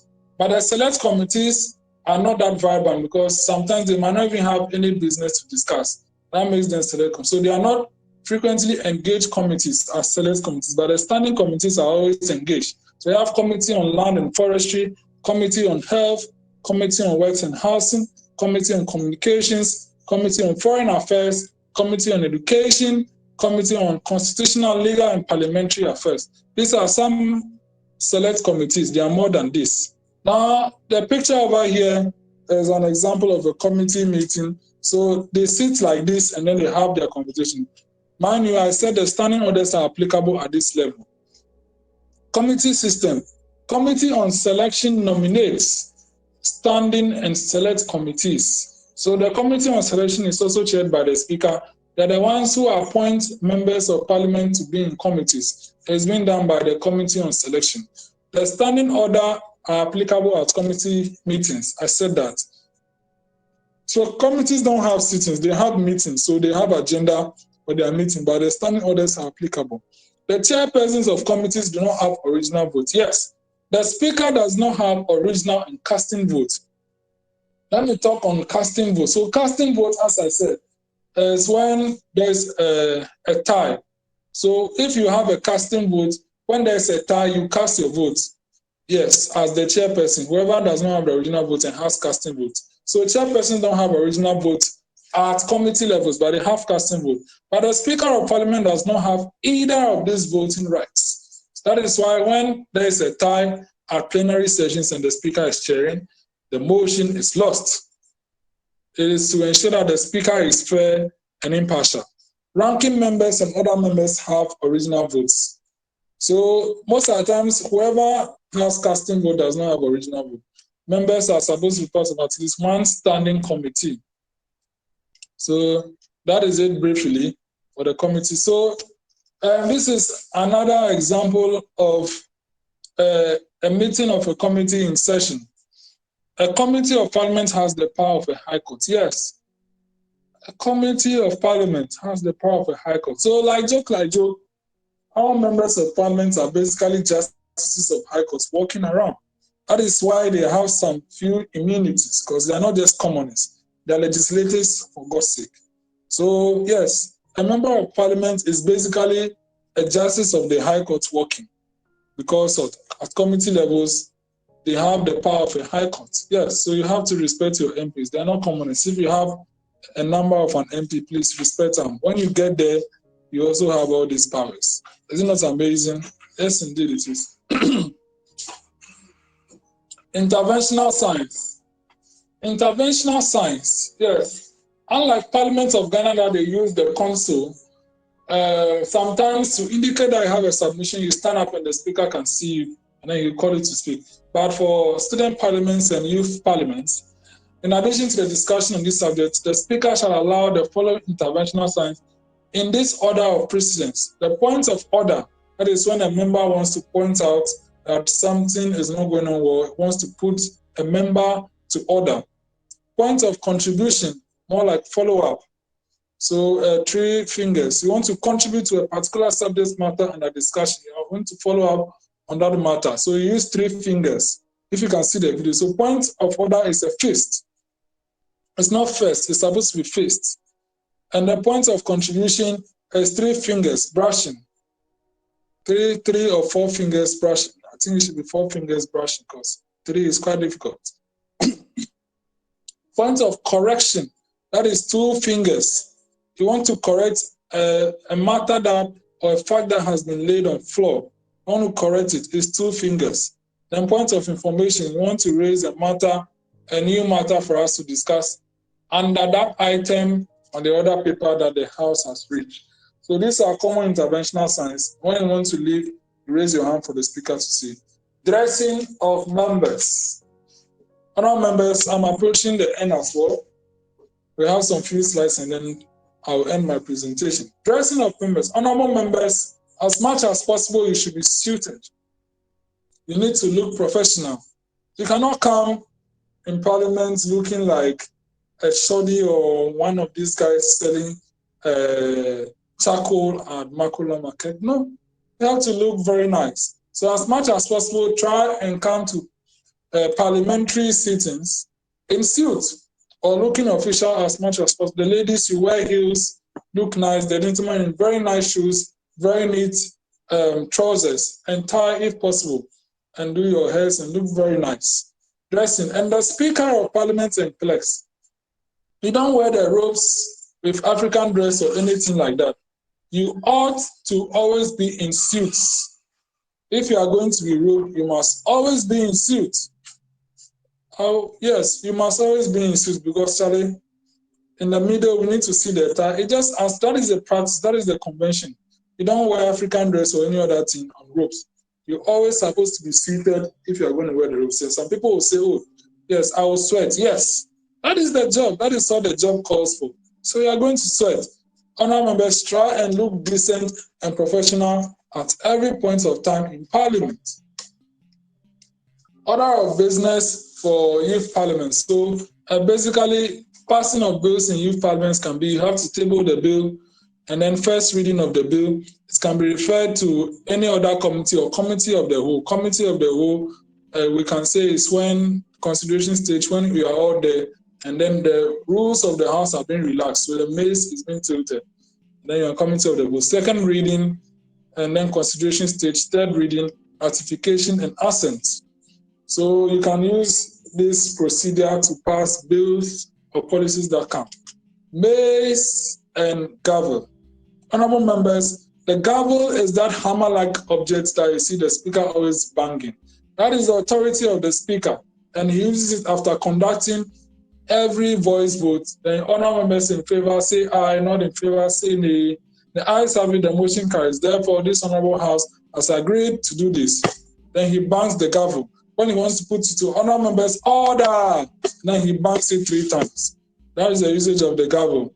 Yes, it signifies the power. And when you hear the gavel, you should know that actually a decision has been taken. So the gavel is very important in parliamentary proceedings. The mace is the authority of the house. In Ghana, the mace of parliament is a golden-like staff.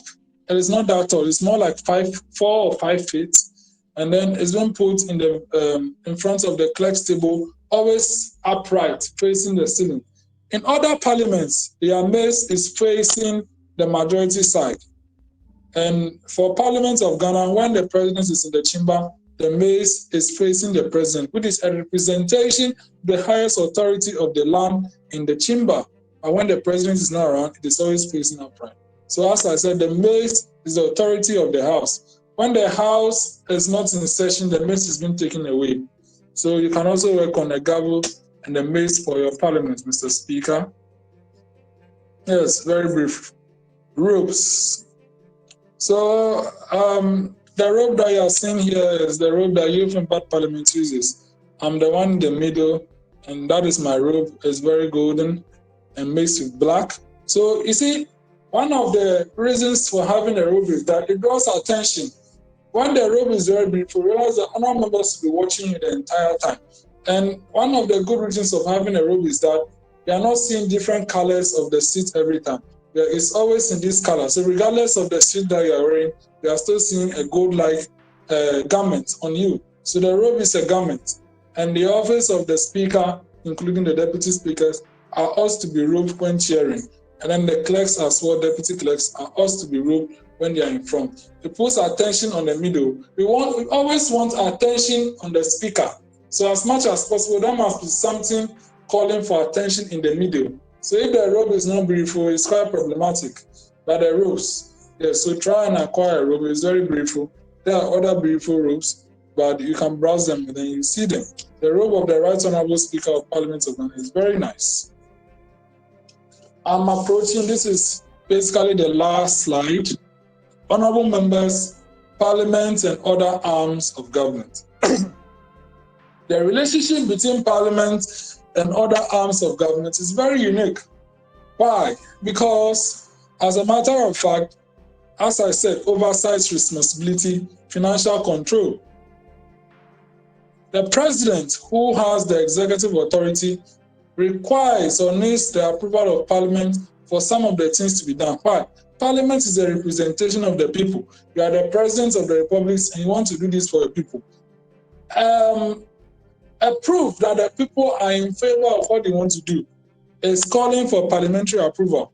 That is why bills emanating from the president, coming from the majority leader, need parliamentary approval. So the relationship is very important. The president or the executive and parliament relates a lot. So questions to ministers. Ministers are representatives of the president handling sectors or administrative regions of the country. And they come there, that is a relationship, they come to answer questions. Parliament always wants to know what the president is doing, what is going on. We need progress. And the president comes, help me, I want to progress. So they bring bills and then all those. So Parliament and the president works a lot. That is why in most times it is best preferable that what?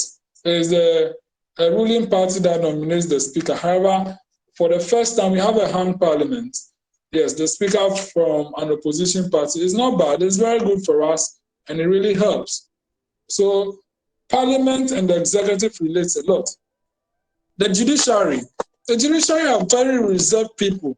They are there and they sit there until they are invited to come and adjudicate on a matter. Until there is a matter, the judiciary is not called in. They are the last resort. They are the people who save us from fights. That is why the Supreme Court, the decisions of the Supreme Court are final. The Supreme Court is not the highest court of the land, okay? It's Parliament, but you cannot be bringing your issues to Parliament, which is not government or impeachment. That is why the Supreme Court handles issues of high context. And then we have the Court of Appeal under it, and then the High Court, then the low courts all over there. The judiciary is there to administer justice and interpret the Constitution. So the relationship between Parliament and the judiciary is quite far. But however, during State of the Nation's address, the leader of the Judiciary Council is the Chief Justice. Yes, the judiciary between Parliament and the judiciary, the relationship between Parliament and the judiciary is quite far. But the relationship between the executive and Parliament is very close. So that is it with Parliament and the other arms. And it's been marked by State of the Nation's address where the President comes. At the start of each session of Parliament and prior to the dissolution of Parliament, the President comes to give a message, the State of the Nation. The approval of the Chief Justice and Justices of the Supreme Court comes to Parliament. That is it over there. That is the relationship of Parliament and other arms. Honourable members, thank you very much. Very grateful for the opportunity. And in that one accord, we would like to now open the floor for questions and answers on the speaker coordinating this session. Thank you very much.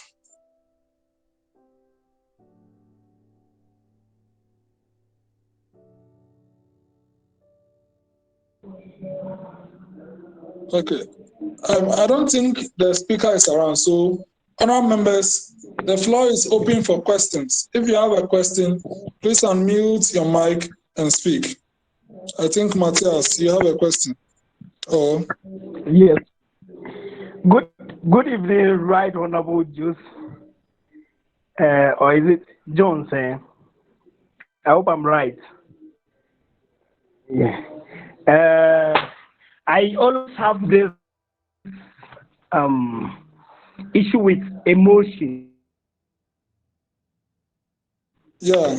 Emotion most of the times would begin with something like that this house would adopt, or this house adopts, or something of that sort. Like beginning with that. Why is it always that? And what does it, maybe in a form of resolution, what is its effect to a resolution? Differences from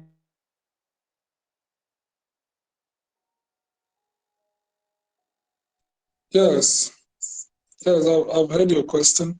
So the emotion reason why, and a resolution. yes. So a resolution of the House is basically a decision of the House. It's more like we have all agreed. That is a resolution. We have resolved. It means we are all agreeing that we go this way. So when we say the House is resolving that this be done, it means the entire House is agreeing that it should be done this way. So when a motion is being moved that the House resolves, it means the person is proposing that the entire House should agree that this should be done this way and that should be done that way. It is not all motions that start that, Mr. Speaker, I'm this and that of this constituency. I rise to move a motion that the House resolves. It's not always that it goes until you want the House, you are proposing that the House to resolve that this House does this way or this go that way. That is when you raise the motion like that. But when it's a normal motion, you just speak, Mr. Speaker, I rise to move a motion that we do this and that. So yes, that is it. Okay, I'm doing a follow up. There was a Okay. time my house came up with a motion like this house would I think it was this house would accept the introduction or would adopt the introduction of new taxes in every fiscal year.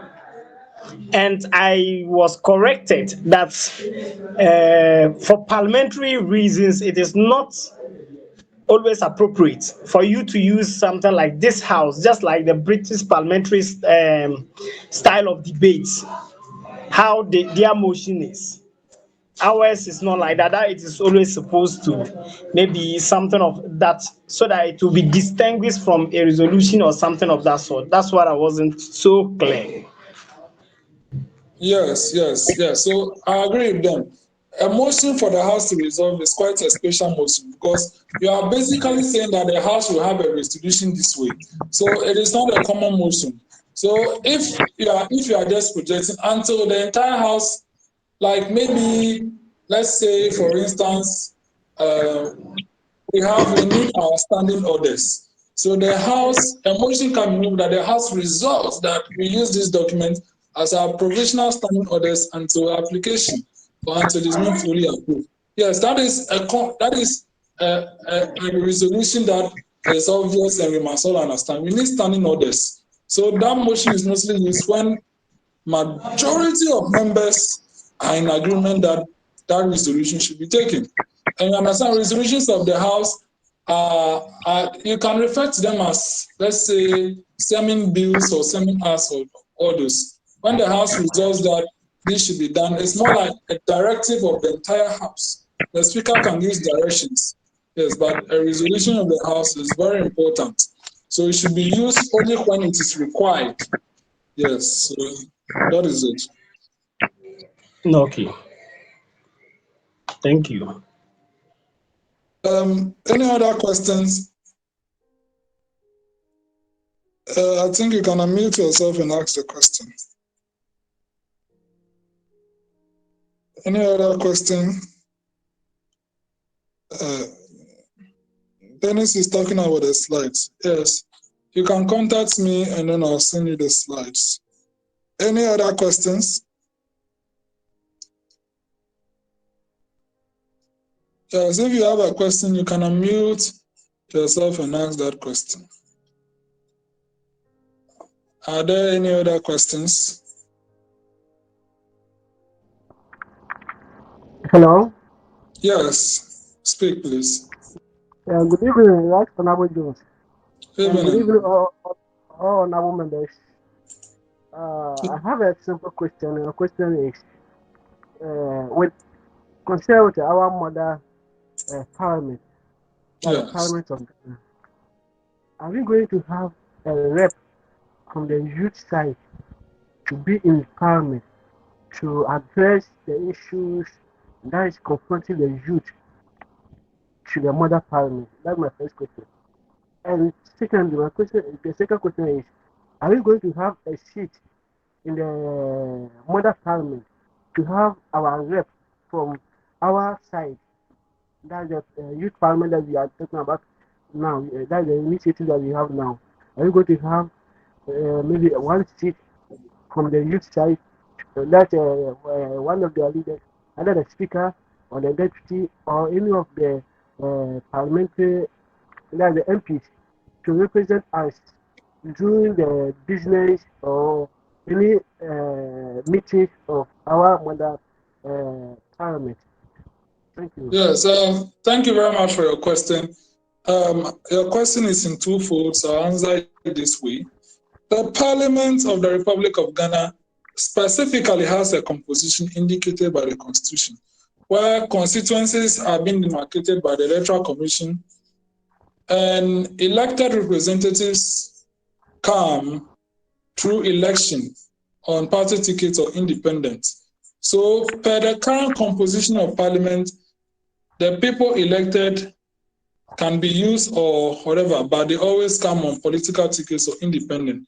So unlike other houses, taking for example Kenya, that they specifically have a representative of the youth who comes from either youth parliament or something like that, who is a member of the National Assembly, and other houses that I know, they even have representative of disabled. The National Assembly of Kenya, yes, there are some elected. The person has to be a disabled person to be an MP to represent them, and then some other sectors, and then all those. Unlike those parliaments of Ghana does not have any representative of the youth. But of course, we have some young persons in parliament, like the member of parliament for North Dine. She's in her early 30s, I'm very sure, or 20s or something. She entered parliament in her 20s. And so she's more like a youth, just that she comes on a party ticket. Now, your first question. Parliament has a lot of business, I'm telling you. As you were seeing in the agenda, and all, they have a lot of things to discuss, a lot of business to do. So even questions asked by MPs and then all those have not even seen the light of the day, or bills that have been in Parliament. I heard the Right to Information Bill was there for a long time. Yes. But however, there is a slot for student parliaments, youth groups, youth parliaments, who can debate on their own accord and present a position paper on any matter that they want Parliament of Ghana to consider. There is that slot there. So you can take advantage of that, assuming UNYA Parliament means to discuss this matter, and then maybe the House will resolve, or from the end of the debate, the House agrees that it should be this way. They can present a position paper to Parliament of Ghana for consideration. And when it comes to be inspected, if it will be moved as a private motion or as a question or a deliberation or a statement, it comes to Parliament as that. So that is it basically. Thank you.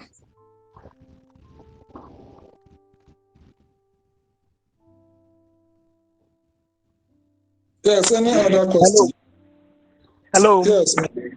Please, Yes, you please. just made mention of the Right to Information Bill. I want to clarify something. Is it now a law, or is it still a bill? Oh, sorry, it's an act. Yeah, it's an act. But it was in Parliament for a very long time. It's an act now. It's been passed. But it's been passed. Yes, it's been passed. But we can now call it, like, we can now say it is a law. Yes, it's a law. It's an act of Parliament now. No. Yeah, hello. Yeah, Yes, that's that's what one. yeah, thank you for your answers. But the next thing I also want to get much attention on that is that I want to know how is our business or our discussion or something that is affecting us.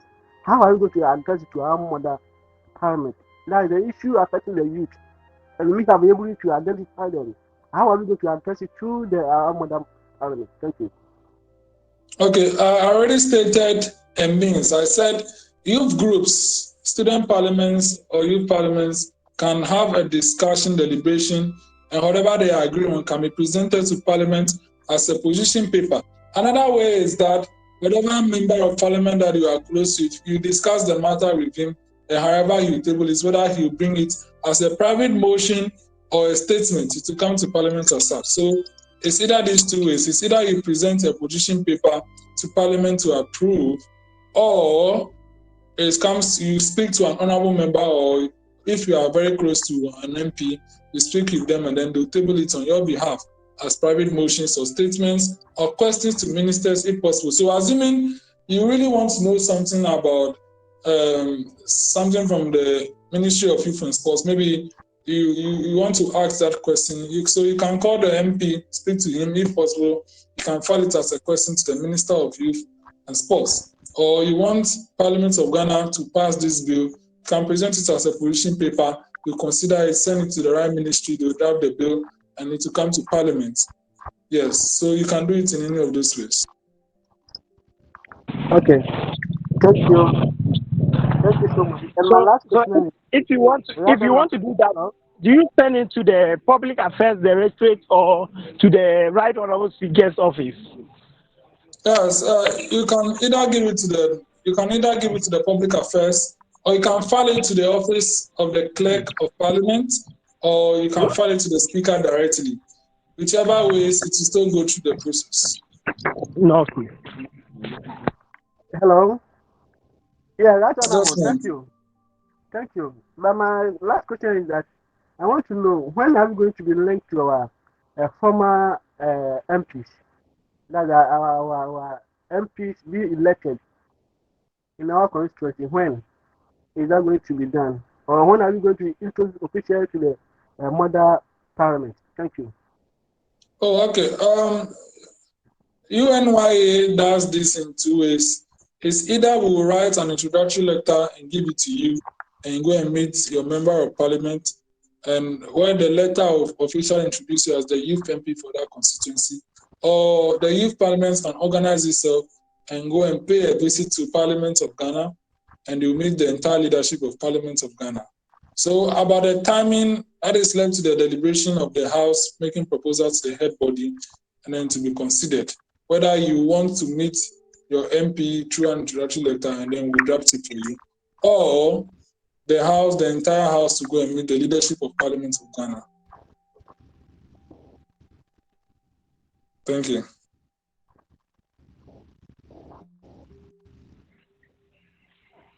Yes, any further questions?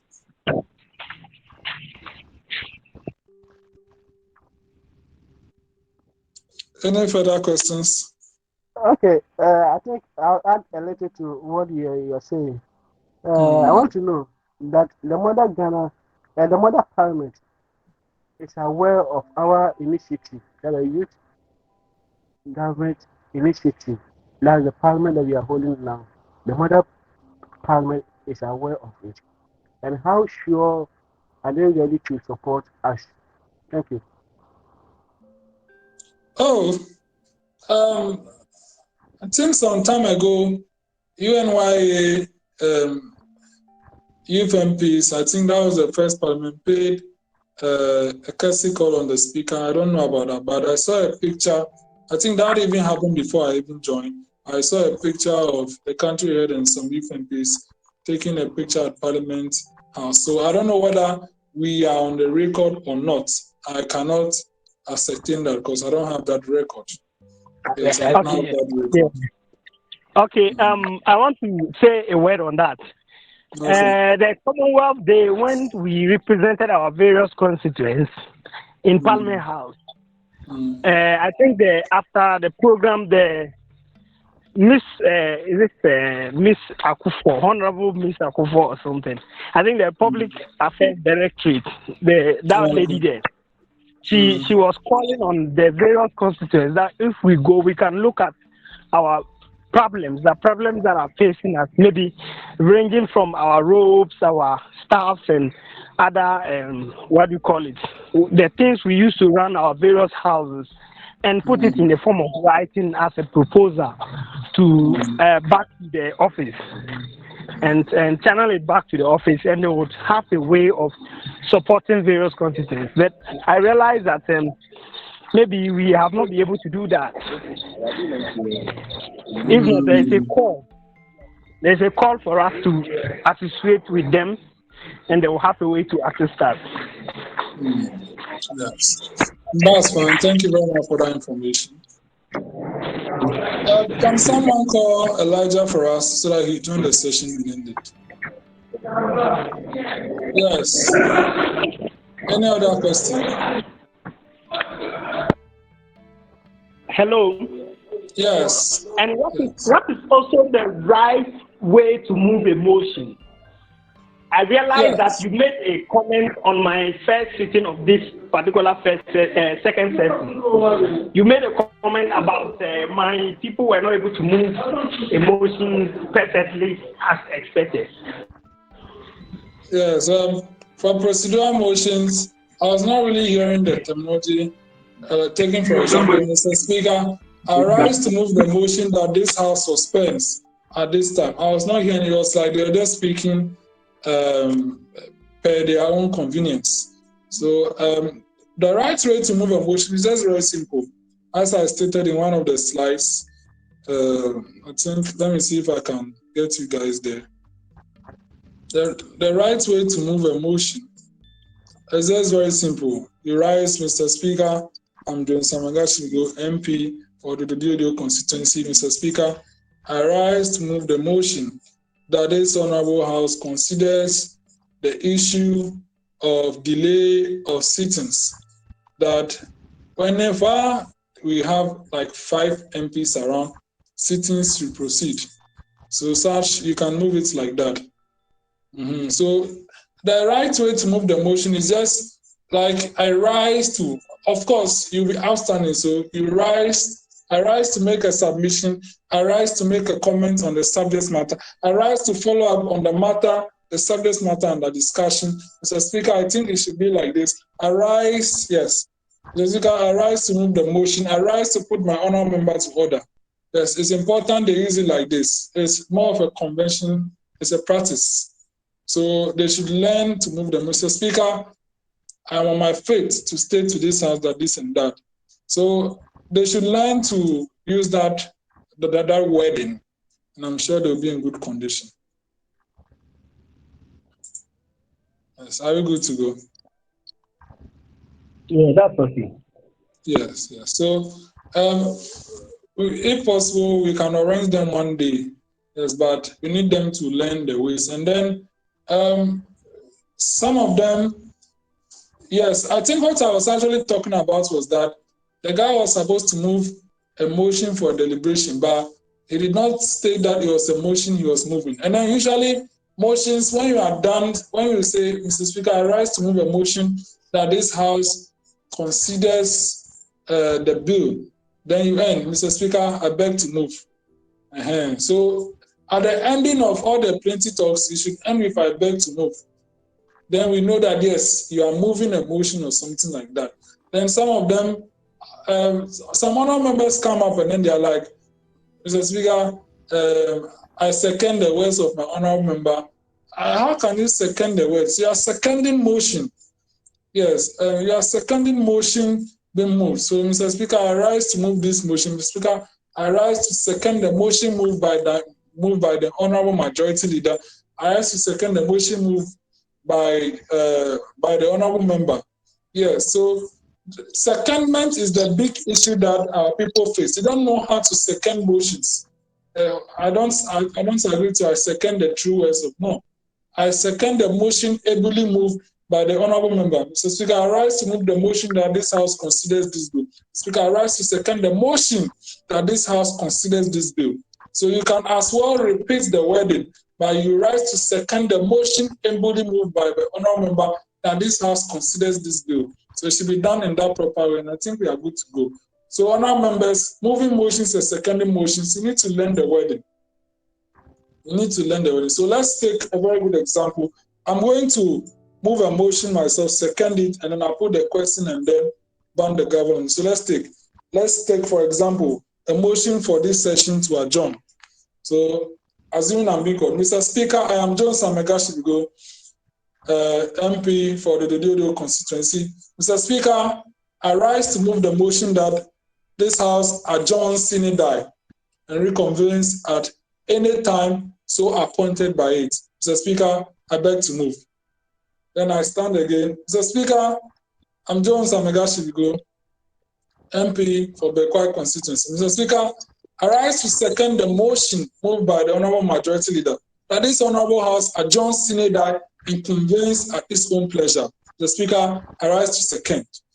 Honourable members, motion moved and seconded. I now put the question to the House that this Honourable House adjourns sine die and reconvenes at its pleasure. All honourable members in favour say aye. Not in favour say nay. The ayes have it, the motion carries. Therefore, this House stands adjourned sine die and shall convene at its own pleasure. The House stands adjourned. It's very simple. That is it. Any other questions?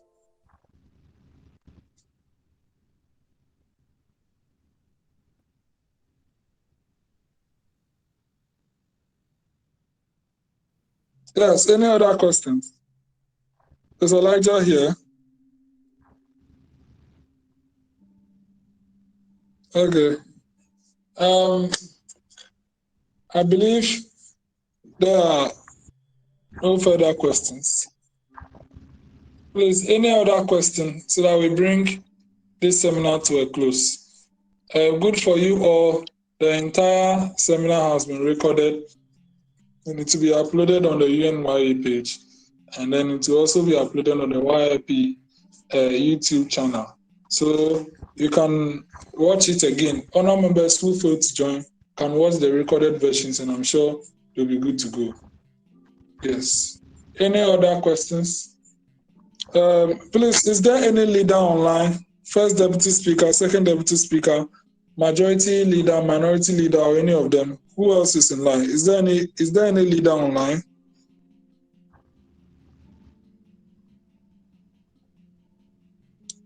None of the leaders are online, right? Okay. In that one accord, I would like us to bring this session to a close. On behalf of the Speaker, I want to thank you all. It's our responsibility for us to train you. And I'm very sure which date was arranged for the mock sitting, the mock parliamentary sitting? Is it 30th July? A date was set for the mock sitting of UNYA-GH Youth Parliament. So now members, let's prepare for that as well. I think I'll try and then record that one for the House for it to be uploaded. The mock sitting will be a practice ground for the House to practice its standing orders and then all those before the inauguration. I'm sure your leaders are also working on inauguration as well. And then very soon you hear from them. And then UNYA Youth Parliament will be inaugurated. However, I extend greetings from Youth Impact Parliament. We are hoping to also have our MPs declared elected on the 1st of August. And then the inauguration is scheduled for Saturday, 13th August 2022 in Ho, 8 years as JCR. The first parliament will hold its last sitting and dissolve it through a motion adjournment synod starting at 9 a.m. in the forenoon. And then the first sitting of the second session will start at 12 noon, hopefully, to inaugurate the second parliament. So on behalf of Youth Impact Parliament, I extend our invitation to you all to come for our inauguration. As Director of Admin as well, as I told you, the inauguration will also come. On 12th August, I think it's International Youth Day. We might have an activity on that day. We have not, acting head body has not decided yet on it. Is there any other announcement? If there are no further announcements, I'd like us to officially bring today's session to a close. And I think since today's discussion is on parliamentary rudiments, I'll act as speaker and I want an honourable member to move that this House stands adjourned.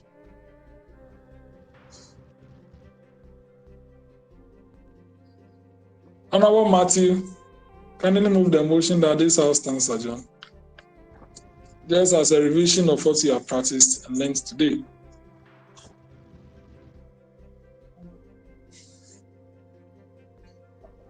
Matthew or Matthias? Sorry, Matthias. It's not my Matthias.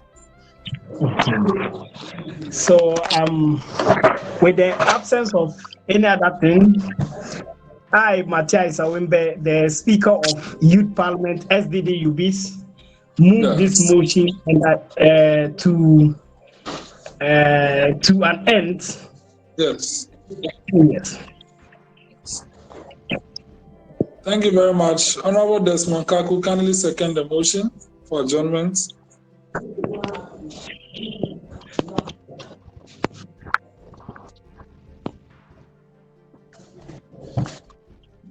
Yes, Honourable Desmond, second the motion for adjournment.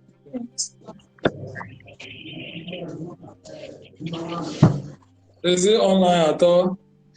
Who can second the motion for us? For us to bring the house to a close. Matthias, I'll call you again. Kindly second the motion for us again. This is not usually done, but just for the practice. Oh, okay. Yes. Okay. Okay, Liz, did you want to second the motion? Liz, I Oh, realize you are no. muted. Yes. Yes, please second the motion. Please second the motion for us. Oh, Silas, please second the motion for us.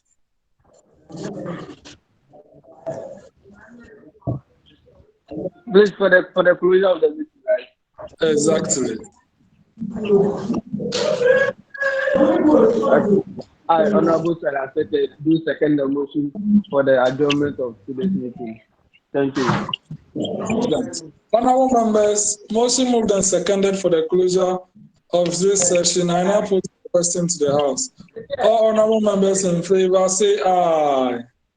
Aye. Aye. Not in favour say nay.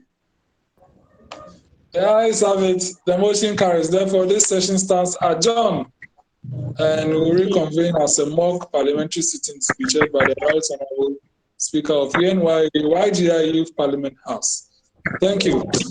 Honourable members, I wish you a good night's sleep and have a good day. Thanks for having us. Have a good night.